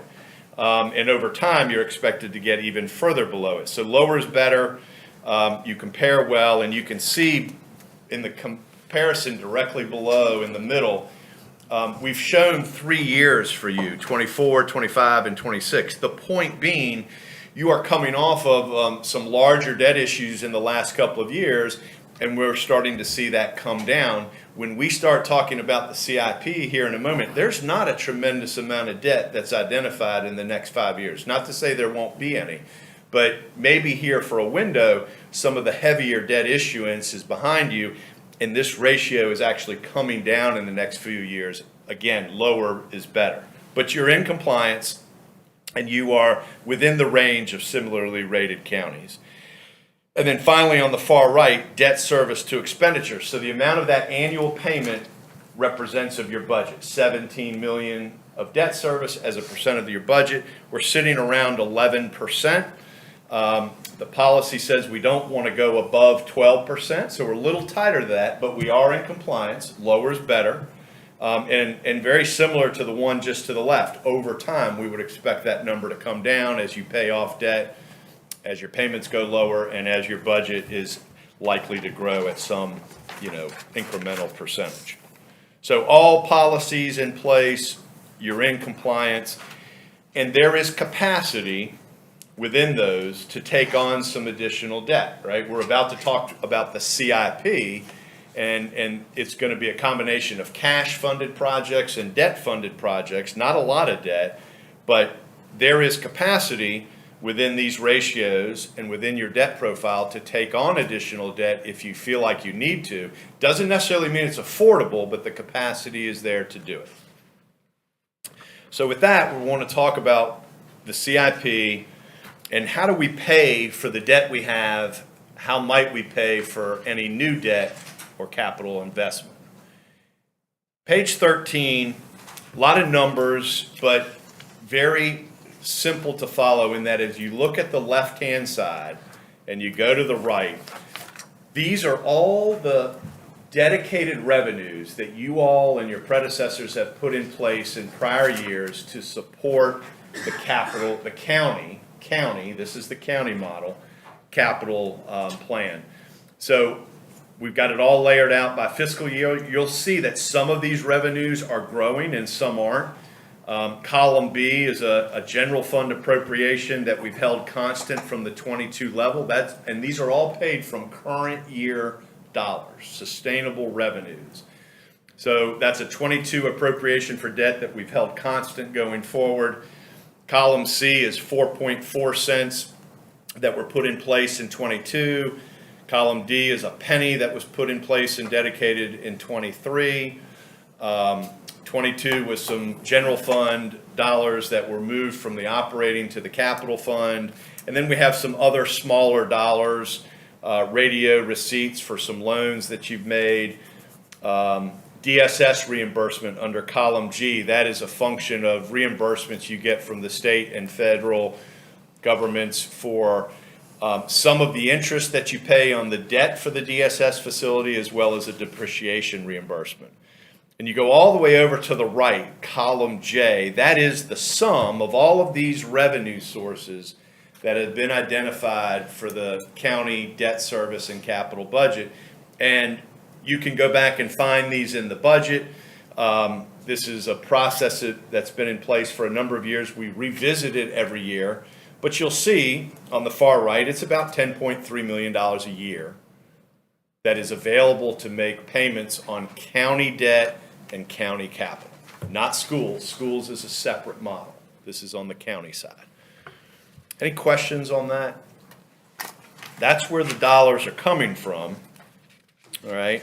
And then what we've done on the next slide is we have pushed that together with the county debt. So as you look at the left, column B, that's the debt service for the county-related projects that are in place today. The debt for county, 9.9, 9.7, 9 million, right? Column B is the debt service schedule for county non-school related debt. And we have nothing in here yet for new debt. Columns C, D, and E will be, or C and D will be tied to your CIP. And then we have PAYGO funding that you're paying for on a regular annual basis. So between column B, which is the debt service, and column E, which is pay-as-you-go baseline allocation, those sum up into column F. Those are the payments you have to make. 11, 10.8, 10.2, on down the line. Column G is what we just talked about on the prior page. All those different revenue sources, $10.3 million a year. What you see in column I is we're short for the first couple of years. The dollars going out in column F are greater than the revenues in column G. So under column I in red, we've got a couple of years where we're short, and then we turn positive. That is where we're creating some affordability for some new capital investment, which is what we're about to talk about. I will note in the upper right under column J, you all have accumulated and set aside a little over $8 million in a capital reserve. So we have all of those annual dollars that sum up to $10.3 million a year, but you also have accumulated a little over $8 million that can be used for county capital. And what you'll see is after those first couple of years of negatives, we're just letting those annual surpluses accumulate in the far right.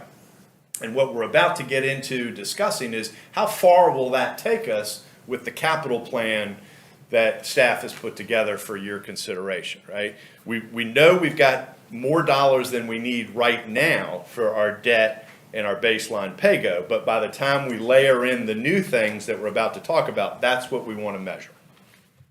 Can I interrupt? Chip, on this. In 23, there was a 1 cent dedicated to capital reserves.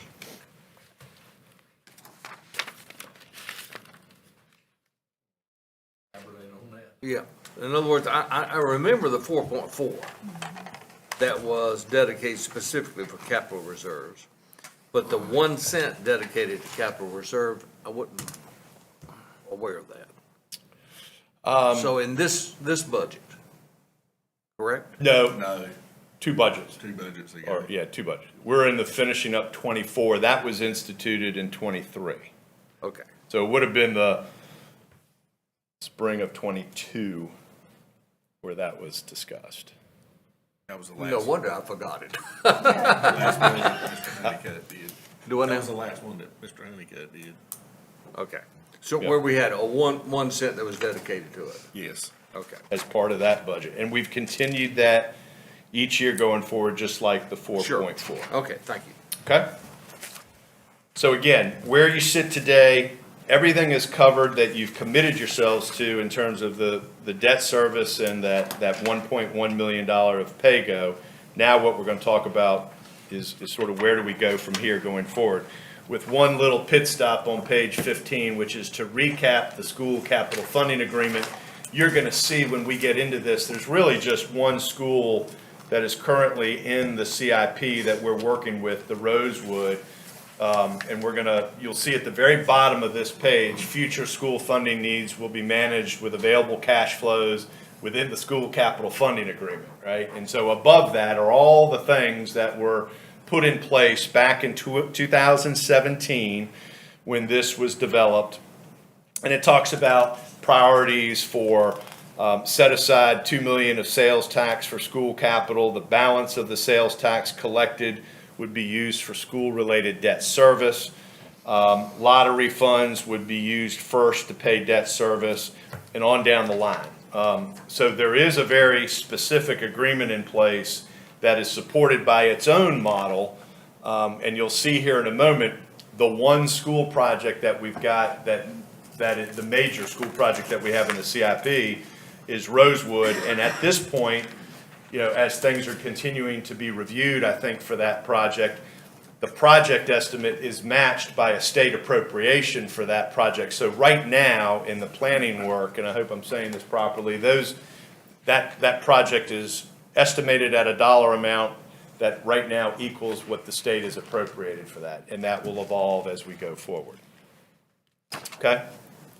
So we're going to focus on primarily capital for the county. And you'll see it's going to cover fiscal years 25 through 29.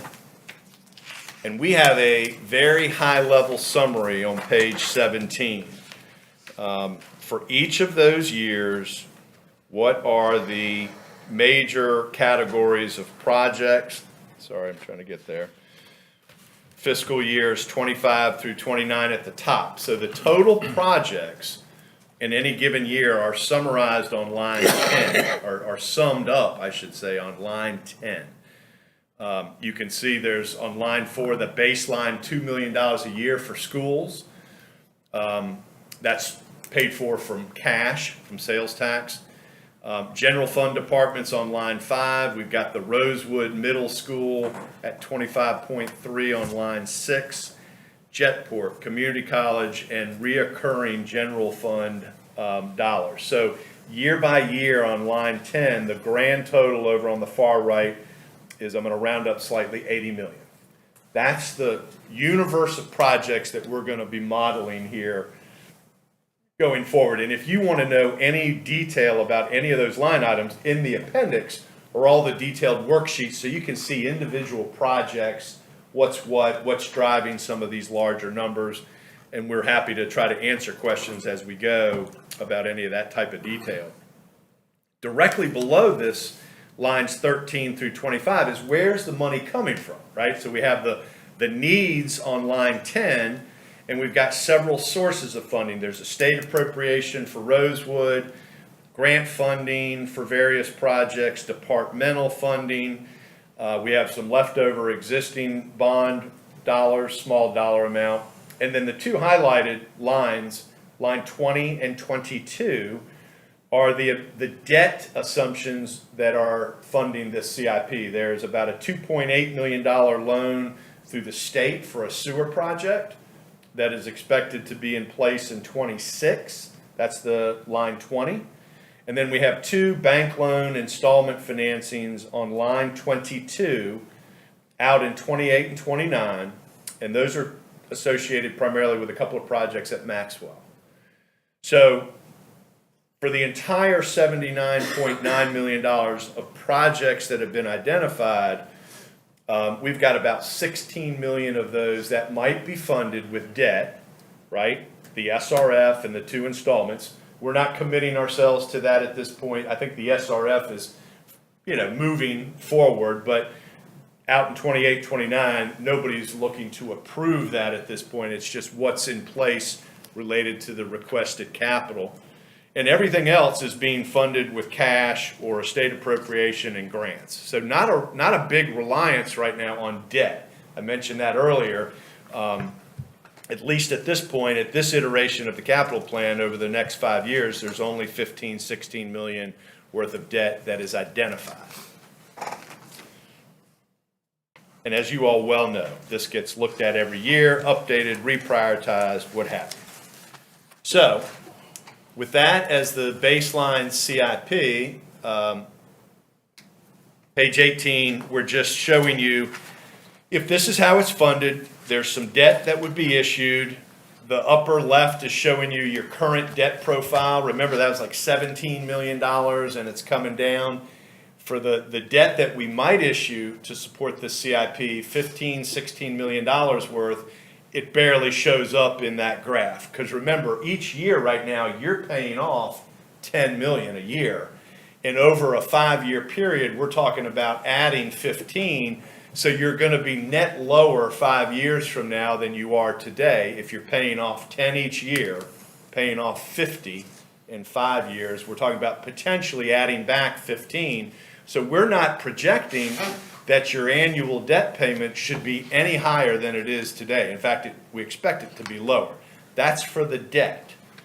There's a fair amount of cash that's being funded in this CIP, right? If we're funding $80 million of capital and only $15 million of that's coming from debt, we got about $65 million of cash.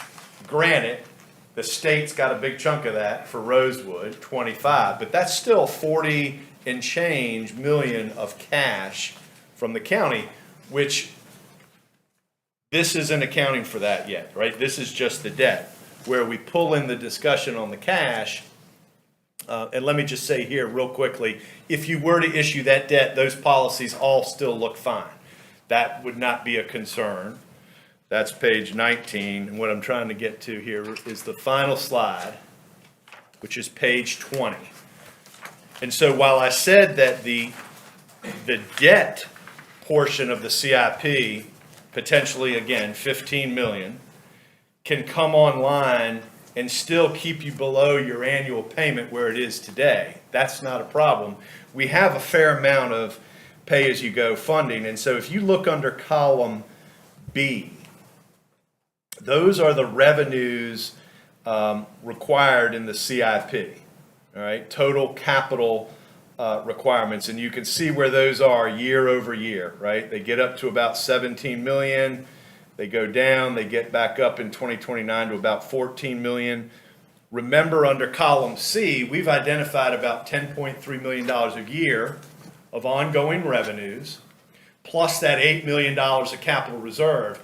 And those will take us a fair amount of the way to funding this program, but they're not enough, right? To fund the CIP as it's been presented, even with the decline in debt and not a lot of new debt being discussed, the pay-go portion of the CIP is creating some shortfalls. And we've measured those shortfalls 3 different ways under columns F, G, and H. Under column F, what we're showing you is the amount of dollars needed in any given year to balance. So in FY26, it's not a 25 issue. The budget you're working on right now is not impacted by this, but it would start in 26. You need about 1.3 million pulled into the model. The next year it's about 2.3 million.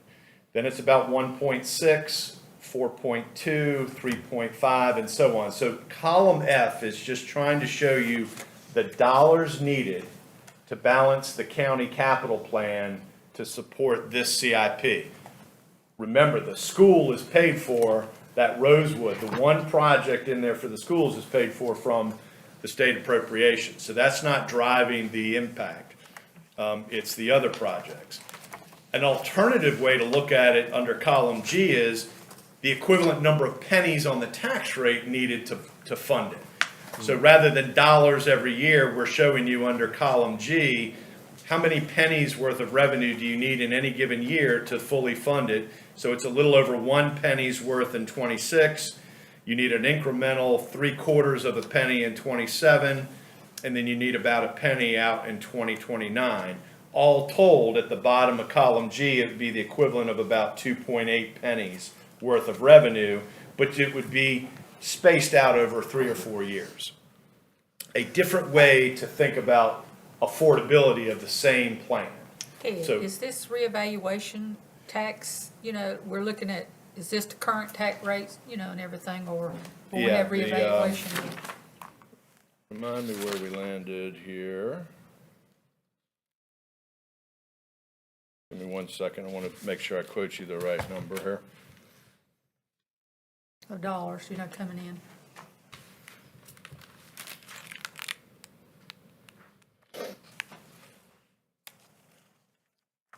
So the value of a penny in fiscal year '25, we have as $938,000. That's what a penny is generating now as part of this budget. And we're growing that at, I think it's 1.5% to 2%. So we're not counting on any big revaluation growth in the future. Or if that comes and a penny is worth more, it'll take fewer pennies to plug the model, but we're not counting on that. Okay. Okay?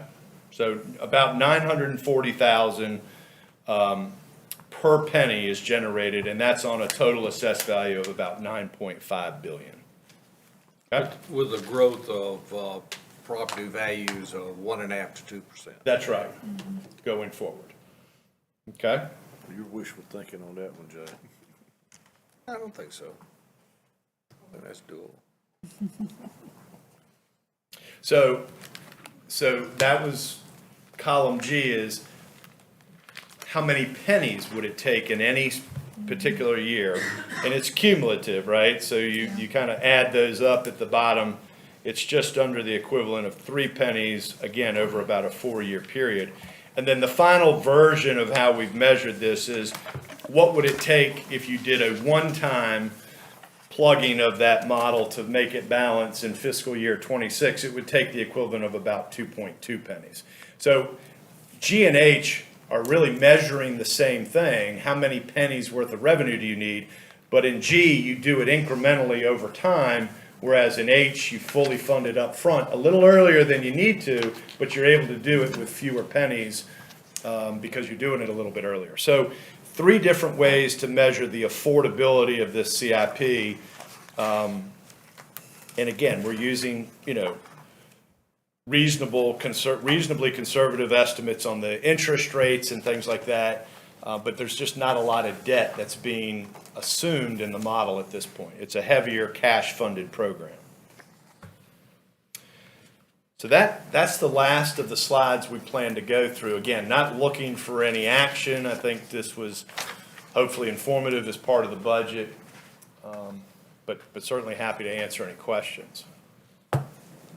Did you have a breakdown, as you have in the past, on the schools?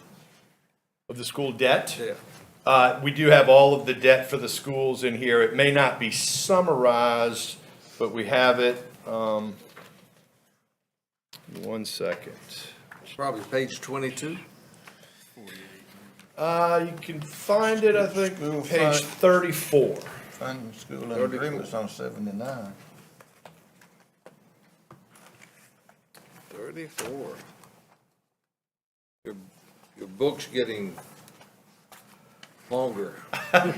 So 34 on the far left has total existing debt, county and schools. The middle is the county portion, and the right is the school portion. So for the schools, they're sitting at about 6.6 million and stepping down over time as well. So they have some nice declines in their existing debt as well. Again, right now, in the CIP, we just have the 2 million a year for schools that's in the funding agreement. That's cash funded from sales tax. And then we have the Rosewood at 25, but we have a direct offset from the appropriation. So I think that's an evolving discussion. Maybe there are other capital projects for the schools that, need to be discussed and included in a future version. But they generally have a decline in their payments as well. Not generally, they do. We'll probably have some more schools, won't we? I think the question I was asking is the graph in regards to the sales tax that's designated specifically for school construction? We definitely have that. I don't know that I've got that detailed in this book. But, yeah, it's the Article 40, Article 42, Right.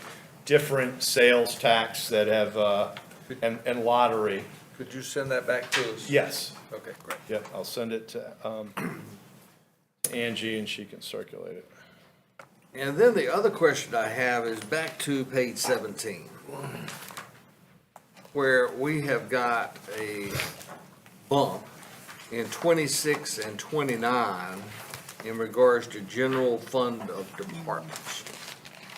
Have you got a breakdown in regards to what those capital improvements are in 26 and 29? Yep, if you go to Appendix B, D? B as in boy. Oh, B. B as in boy, Okay, I see it. page 26. Yep.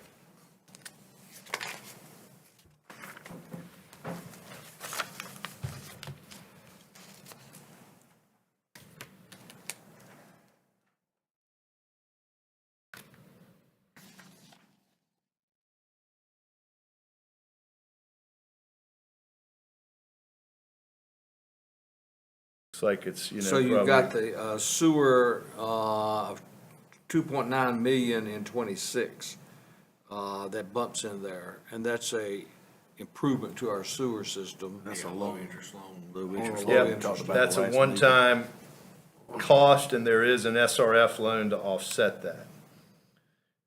All right, and then if I go to 29, there's a almost $11 million on the Maxwell Center. What in the world are we planning on doing 29 at the Maxwell Center? Well, if you go to page, let me find Maxwell.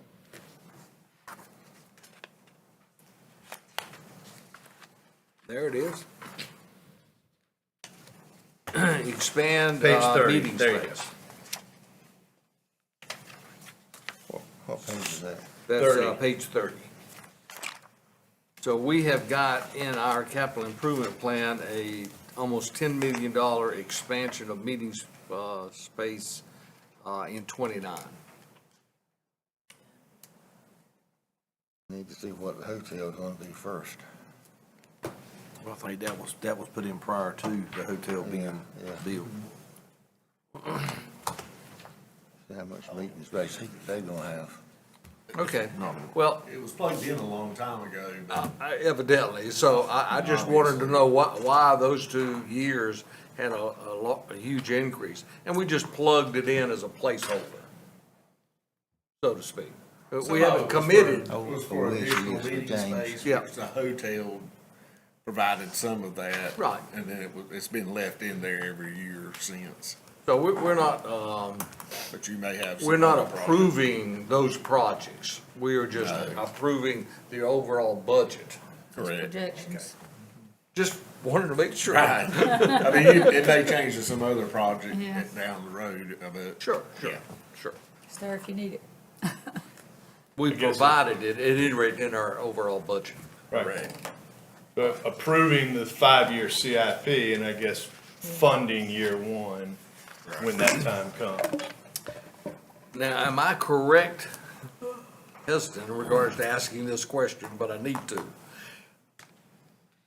There's going to be an amount that's going to be borrowed over and beyond the appropriation from the state on Rosewood.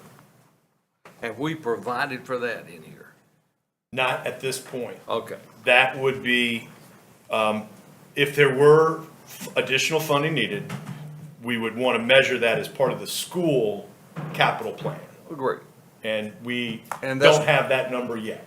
And that's why I need that chart. Right. Understood. Okay. Good job. Any other questions? Well done as always. Thank you, Ted. Okay, thank you. All right, we'll go to, discussion of landscaping ordinance. It is the pack of paper that she gave earlier. This is the version, I guess, that, that has been put forth before the planning. And could you come up here and kind of go over it?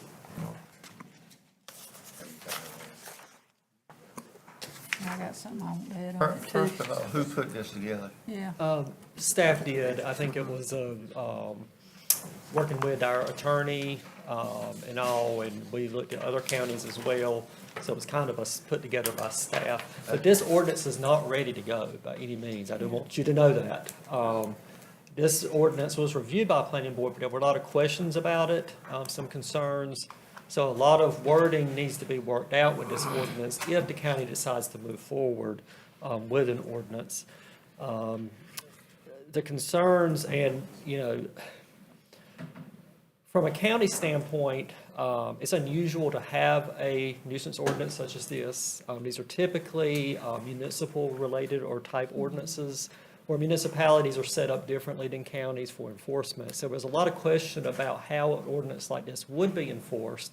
So there's some enforcement language in the ordinance that would need to be worked out. So don't look at this ordinance and think this is a final copy or this is how it would work for the county, because it may not. There's a lot of things that need to be worked out if we do move forward.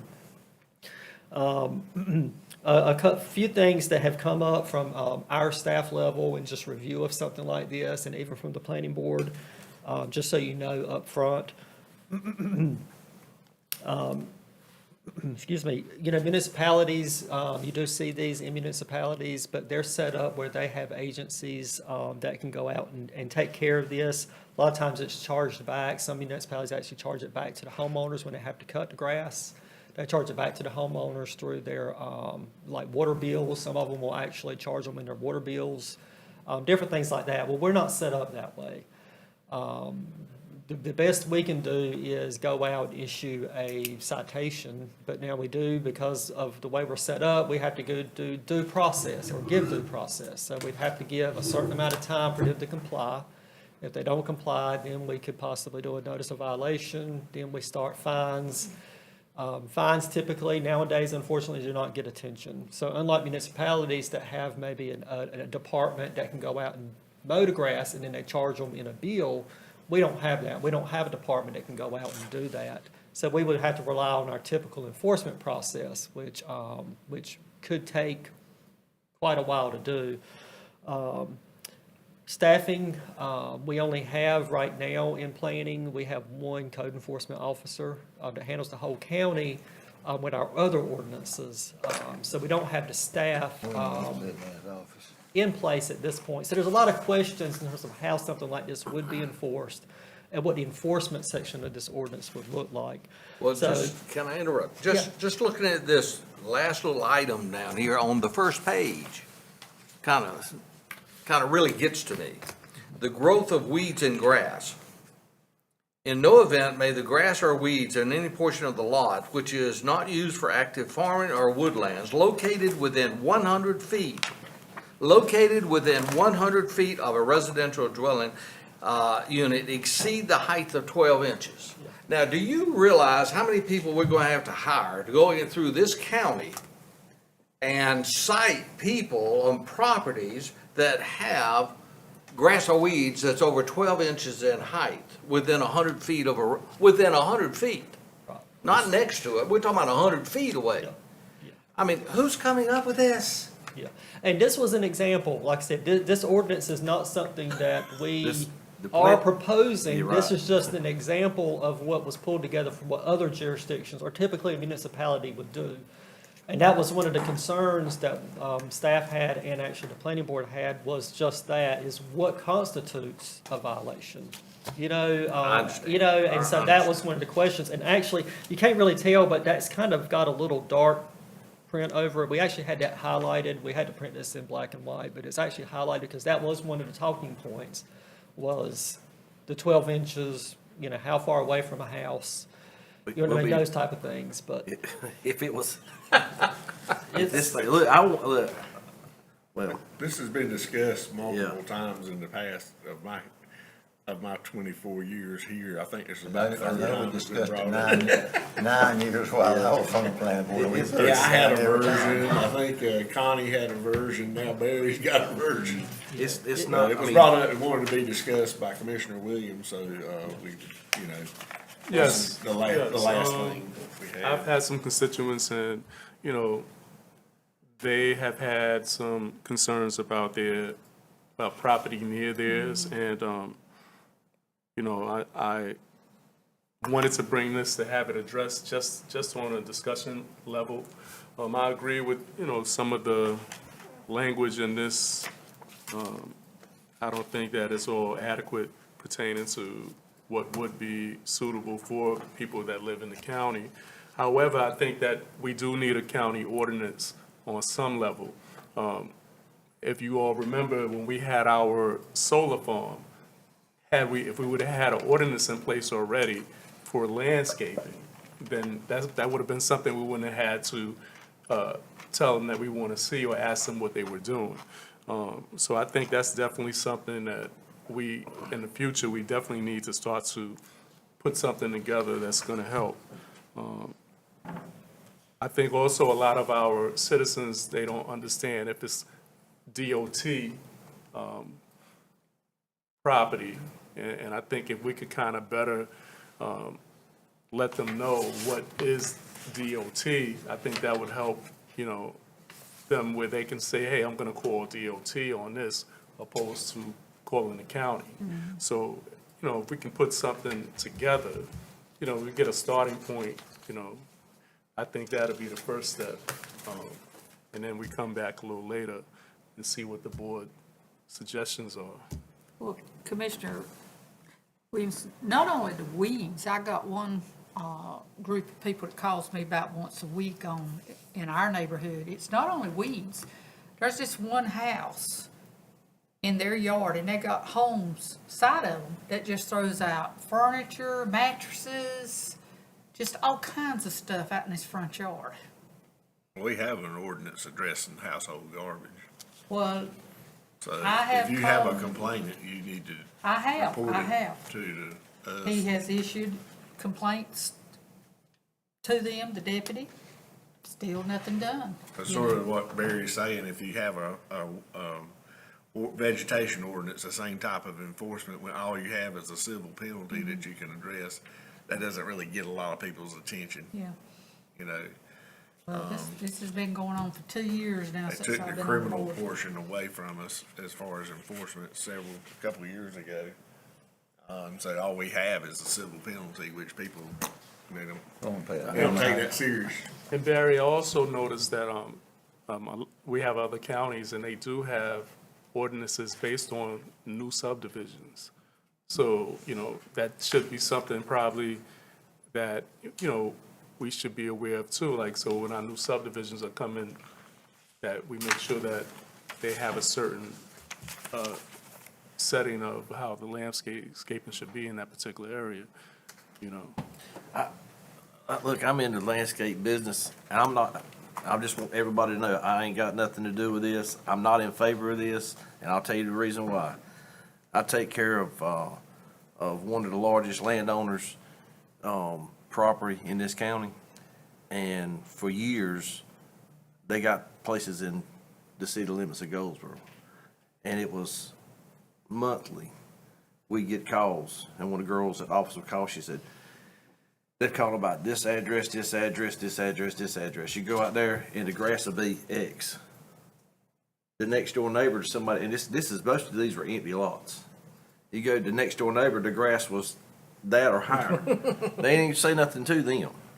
The DOT thing, I mean, this is going, this, we don't have the staff. This would really, really cost us a ton of money. Yeah, I want to see if you can mow my grass cheaper than I can. Huh? I want to see if you can mow my grass cheaper than Well, I I can. do. Well, I know you do it one place, but But I'm just saying, that's I just want that to be said, because when it said landscaping ordinance, I want to make sure everybody knows I'm not pushing this, and I know I was on the planning board for 9 years when Connie was there and when Chip took over. Well, Connie may have already passed away, I don't remember, but anyhow, we fought, we fought it for 9 years. I mean, now, there's some good aspects in this now, don't get me wrong, like the trash and all that kind of stuff, but where do you draw the line on what you can and can't do? And Well, I think that's what this would possibly be about, just trying to, have a meeting of the mind somewhere. Maybe doing a survey, maybe us, getting Joel to do a survey for our county residents and see what they feel. Some of them may say, hey, we think it's fine how it is, We did have an employee that was good at getting it bluffed. He didn't have the authority, but the people he was talking to didn't know he didn't have the authority, and he got a lot cleaned up by bluffing them. For your staff and planning board to come back with something for you to look at, we need to know how much money you're willing to spend to enforce it. In other words, how many employees y'all gonna hire, and how many tractors to cut the grass. And how many vehicles you got to have.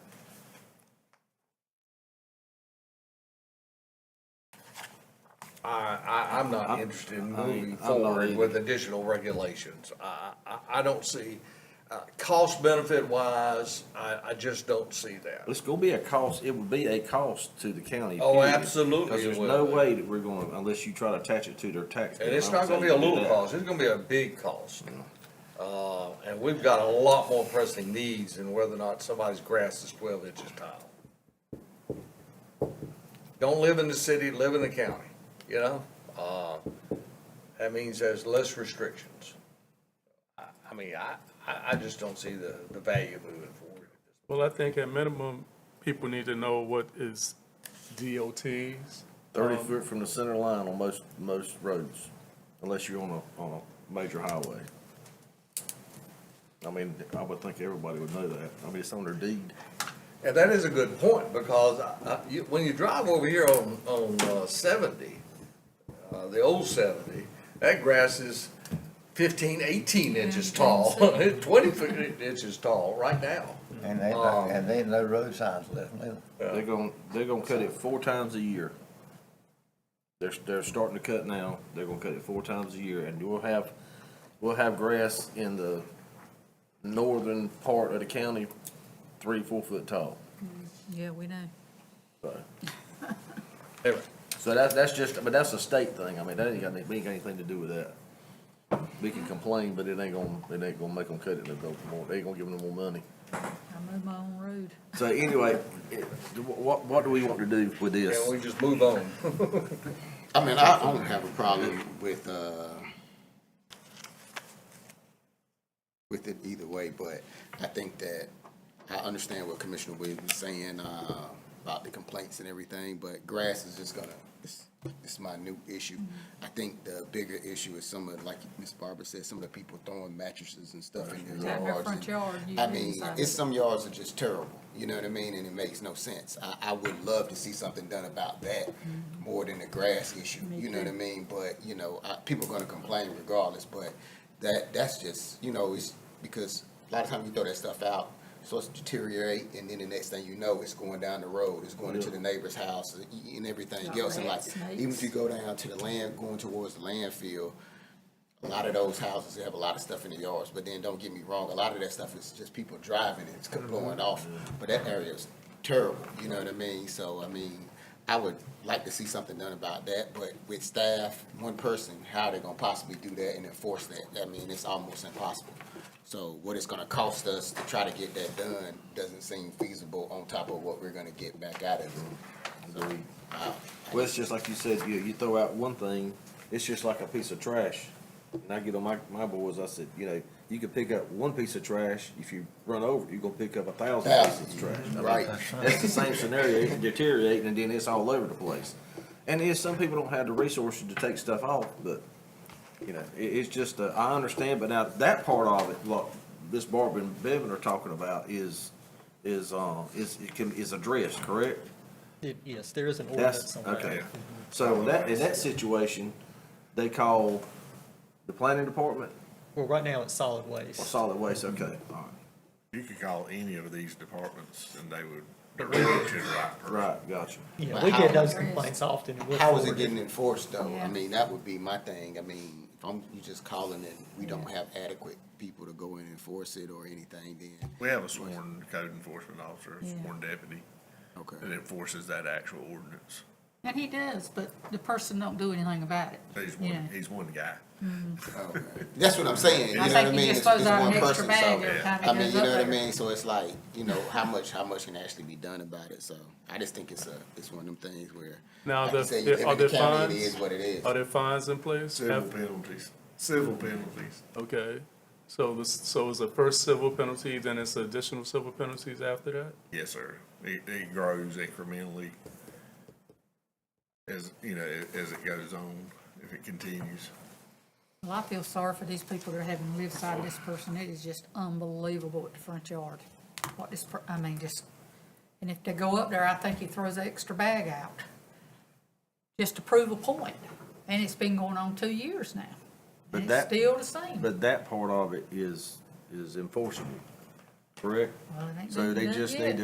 need to keep calling, whoever just needs to keep calling, solid waste, and they'll keep sending them out there. They'll get tired of seeing them sometime. All right, so what am I hearing on this?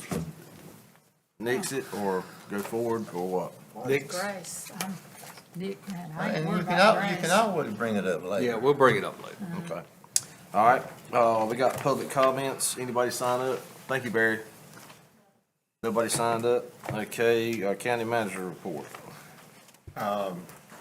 Appreciate you letting me read the proclamation for the, Air Force Base 335th Fighter Wing. I like to reading that. That was a good proclamation for me to do. Also, we attended, last week to give kudos to the Chamber of Commerce. They had a great foodie week, and they kind of took the food week and merged it into agriculture and showed how your food goes from farm to table. And they concluded that with a Friday night event, which was really nice. And I think that was just a very well presented and a well-done event for the chamber, and I enjoyed it. And that's all I got. All right. Board of Commissioners, reports, Commissioner Williams. Sure, thank you. I had the opportunity to go to a Lifetime Achievement Award from President Biden. Francine Smith from Goldsboro does a lot of amazing things, and this particular award is significant with what we have, you know, in our community. We have some great people doing great things, volunteering their time. This particular award, it's stated, with grateful recognition, the AmeriCorps and the Office of the President of the United States honors Francine Smith with the President's Lifetime Achievement Award for their lifelong commitment to building a stronger nation through volunteer services. President Joseph R. Biden Jr. And I mean, that's amazing that we have somebody right in our community that has done so much. We got heroes here, we definitely do. Thank you, sir. Yes, sir. Commissioner Donner. I attended the Health and Human Services Advisory meeting at the end of last month, and I just want to report back to the board that, as well as our other board members here, that has really gone very smoothly. We really have done a good job of consolidating those two departments. Things seem to be working very well between the two departments, which I can say in my entire time of being on this board has never occurred. So it is working very well, and I just wanted to point that out. Also, I'd like to make sure that, and I'm sure that the county manager is going to do this, but I want to kind of prod him, that resolution that you read was just spot on. And we have to make sure that that resolution is disseminated to all of our elected officials to make sure they understand that this board stands firmly behind Seymour Johnson. It will be. I don't know who drafted up the resolution, but an attaboy to whoever that may be. And very seldom you see on the national news, they want to kind of tell things like they want it, but very seldom have you ever heard them single out a base like they did on the national news on this one. I mean, they said the F-15Es from Seymour Johnson Air Force took out, 90% of the. Them and the 954th or whatever over in Europe, both of them, both squadrons. Great job. Thank you, Mr. Chairman. Yep. Wayne, Mr. Akoff. No, sir, I don't have anything. Ms. Barber. Okay. Don't forget, May 14th, at the Union Train Station, they're going to have the symposium, about the train from 4 to 8:15. I want to thank Faith Christian Church for Day of Prayer. That was very enlightening.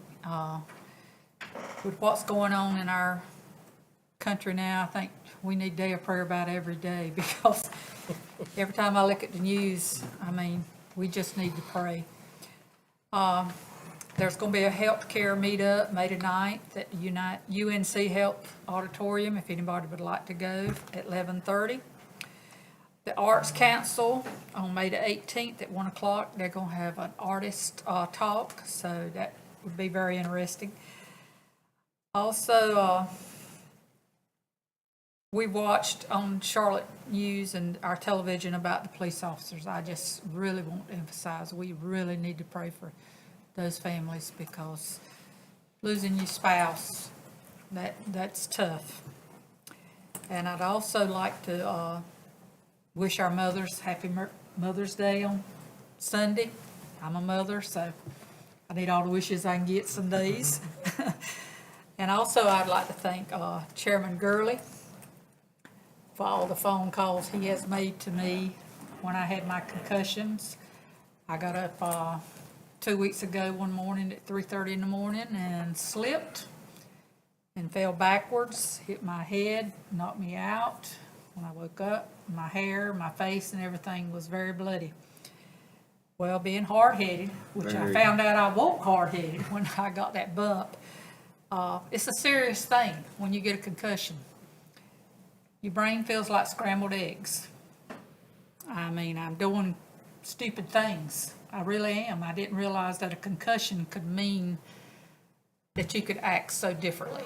So anytime anybody has a fall, take it very seriously. Dr. Grant, I had to listen to him fuss at me, about all the things that could happen. My mother died from a fall, so I should know better. But it was a very serious thing, when you fall and hit your head. So I just want to emphasize, anybody, especially senior citizens like me, when you fall, you need to go to the doctor. And thank you, Chairman Gurley, for staying on my case. You're still hard-headed, but anyway. Probably will continue. But that's all I have. Thank you. Thank you, ma'am. And look, sign Joe up for all them things you talked about. I can do that. Commissioner Hardison? Yes. Again, I'd like to remind everyone, this is Mental Health Month. But one thing that's usually not discussed is the parents, brothers, and sisters of people who are mentally ill. It takes a big toll on the family, and those people should also seek help. Yeah. I don't have the resources now to give you, but it's very important that you take care of yourself while trying to take care of someone else. That's it, Mr. Chairman. Foster? No comment. All right. Mr. Chair? Yes, sir. I'm sorry. Yes, sir. I wanted to say Happy Mother's Day to my mother. She's not here in North Carolina, so I just wanted to wish her Happy Mother's Day. Love you, Mom. Thank you. Chip mentioned Foodie Week. We took the ag tour, I think last Tuesday, we went around to several places that in our community that produce food, process, grow. So I think that was very informative to a lot of people that really probably don't know, and it might have been in that, might have been on that trip, that we are, and we're known as the 5th best county to do agriculture in the nation. Not just North Carolina, In the nation. in the nation. That says a lot. And we need to make sure we keep that here, because, you know, you think you can buy everything, but there's gonna come a day that you can't. And if we can grow it right here in our county, then that's one thing we won't have to worry about is eating. We did have that, Friday night, at the Hub. That was nice. I thought it was gonna be scorching hot, but actually it was really nice. The wind was blowing.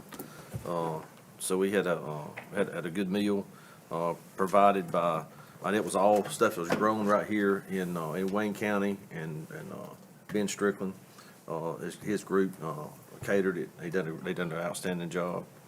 Joel and Trent, produced the, video.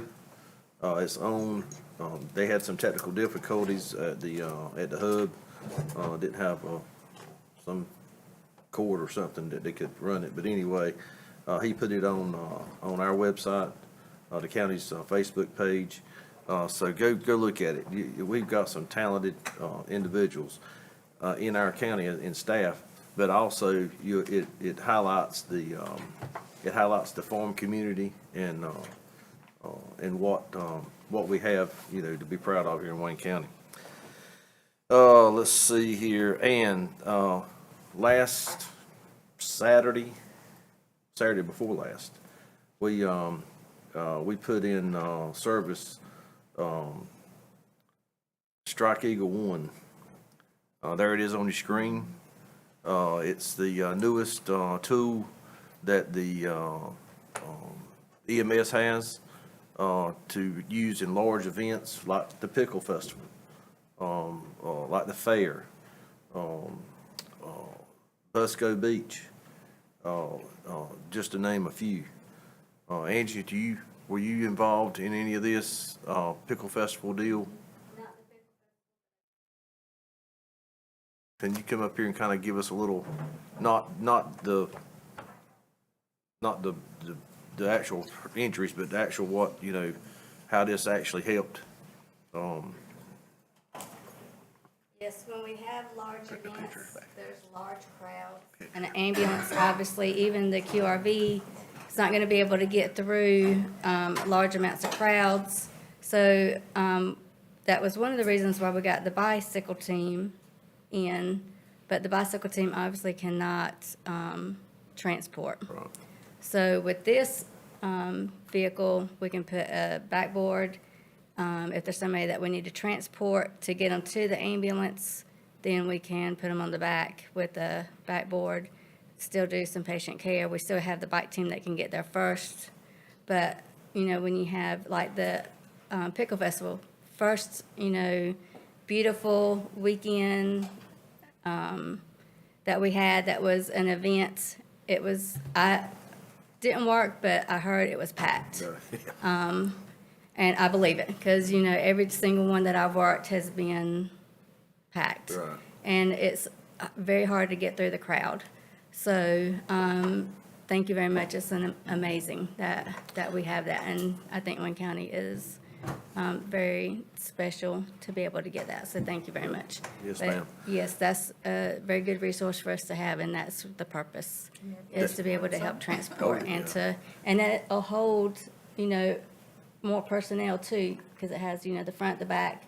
We can put the stretcher on the back, well, not the stretcher, but the backboard, Right. to get the, if there's somebody who can't walk or who can't sit up, if they have to lay down for That's got whatever a reason. stretcher on it. Yeah, well, yeah, I'm sorry. And, I haven't actually seen it in person yet. Oh, yeah? Okay. And, get them to wherever they need to be, Yep. wherever the closest ambulance is at. Because sometimes we have to put an ambulance, strategically put them in, you know, one side or another side. So you can get out. And we after could you get out whichever way we need to, Right. like at the air shows or Yep. whatever. That's So, another one, the air shows, you know. yeah, mm-hmm. nice. Thank you, ma'am. But thank you. I We just wanted appreciate it. to, I just wanted to highlight that. Joe and Trent is gonna do a feature on it, this coming week. So it'll be out on on our Facebook. I want to thank, Ginger. She's the brainstorm of the name. We called it, Strike Eagle One, in support of the base. So that was Ginger's, she comes up with a lot of good ideas. Very good, Ginger. Wristbands and everything. I mean, it's really good. I think that's it. We got, closed session. Yes, sir, for economic development and to talk with your attorneys to preserve attorney-client privilege. Yes, sir. Have a motion. So moved. All in favor, raise your right hand. All right, in closed session.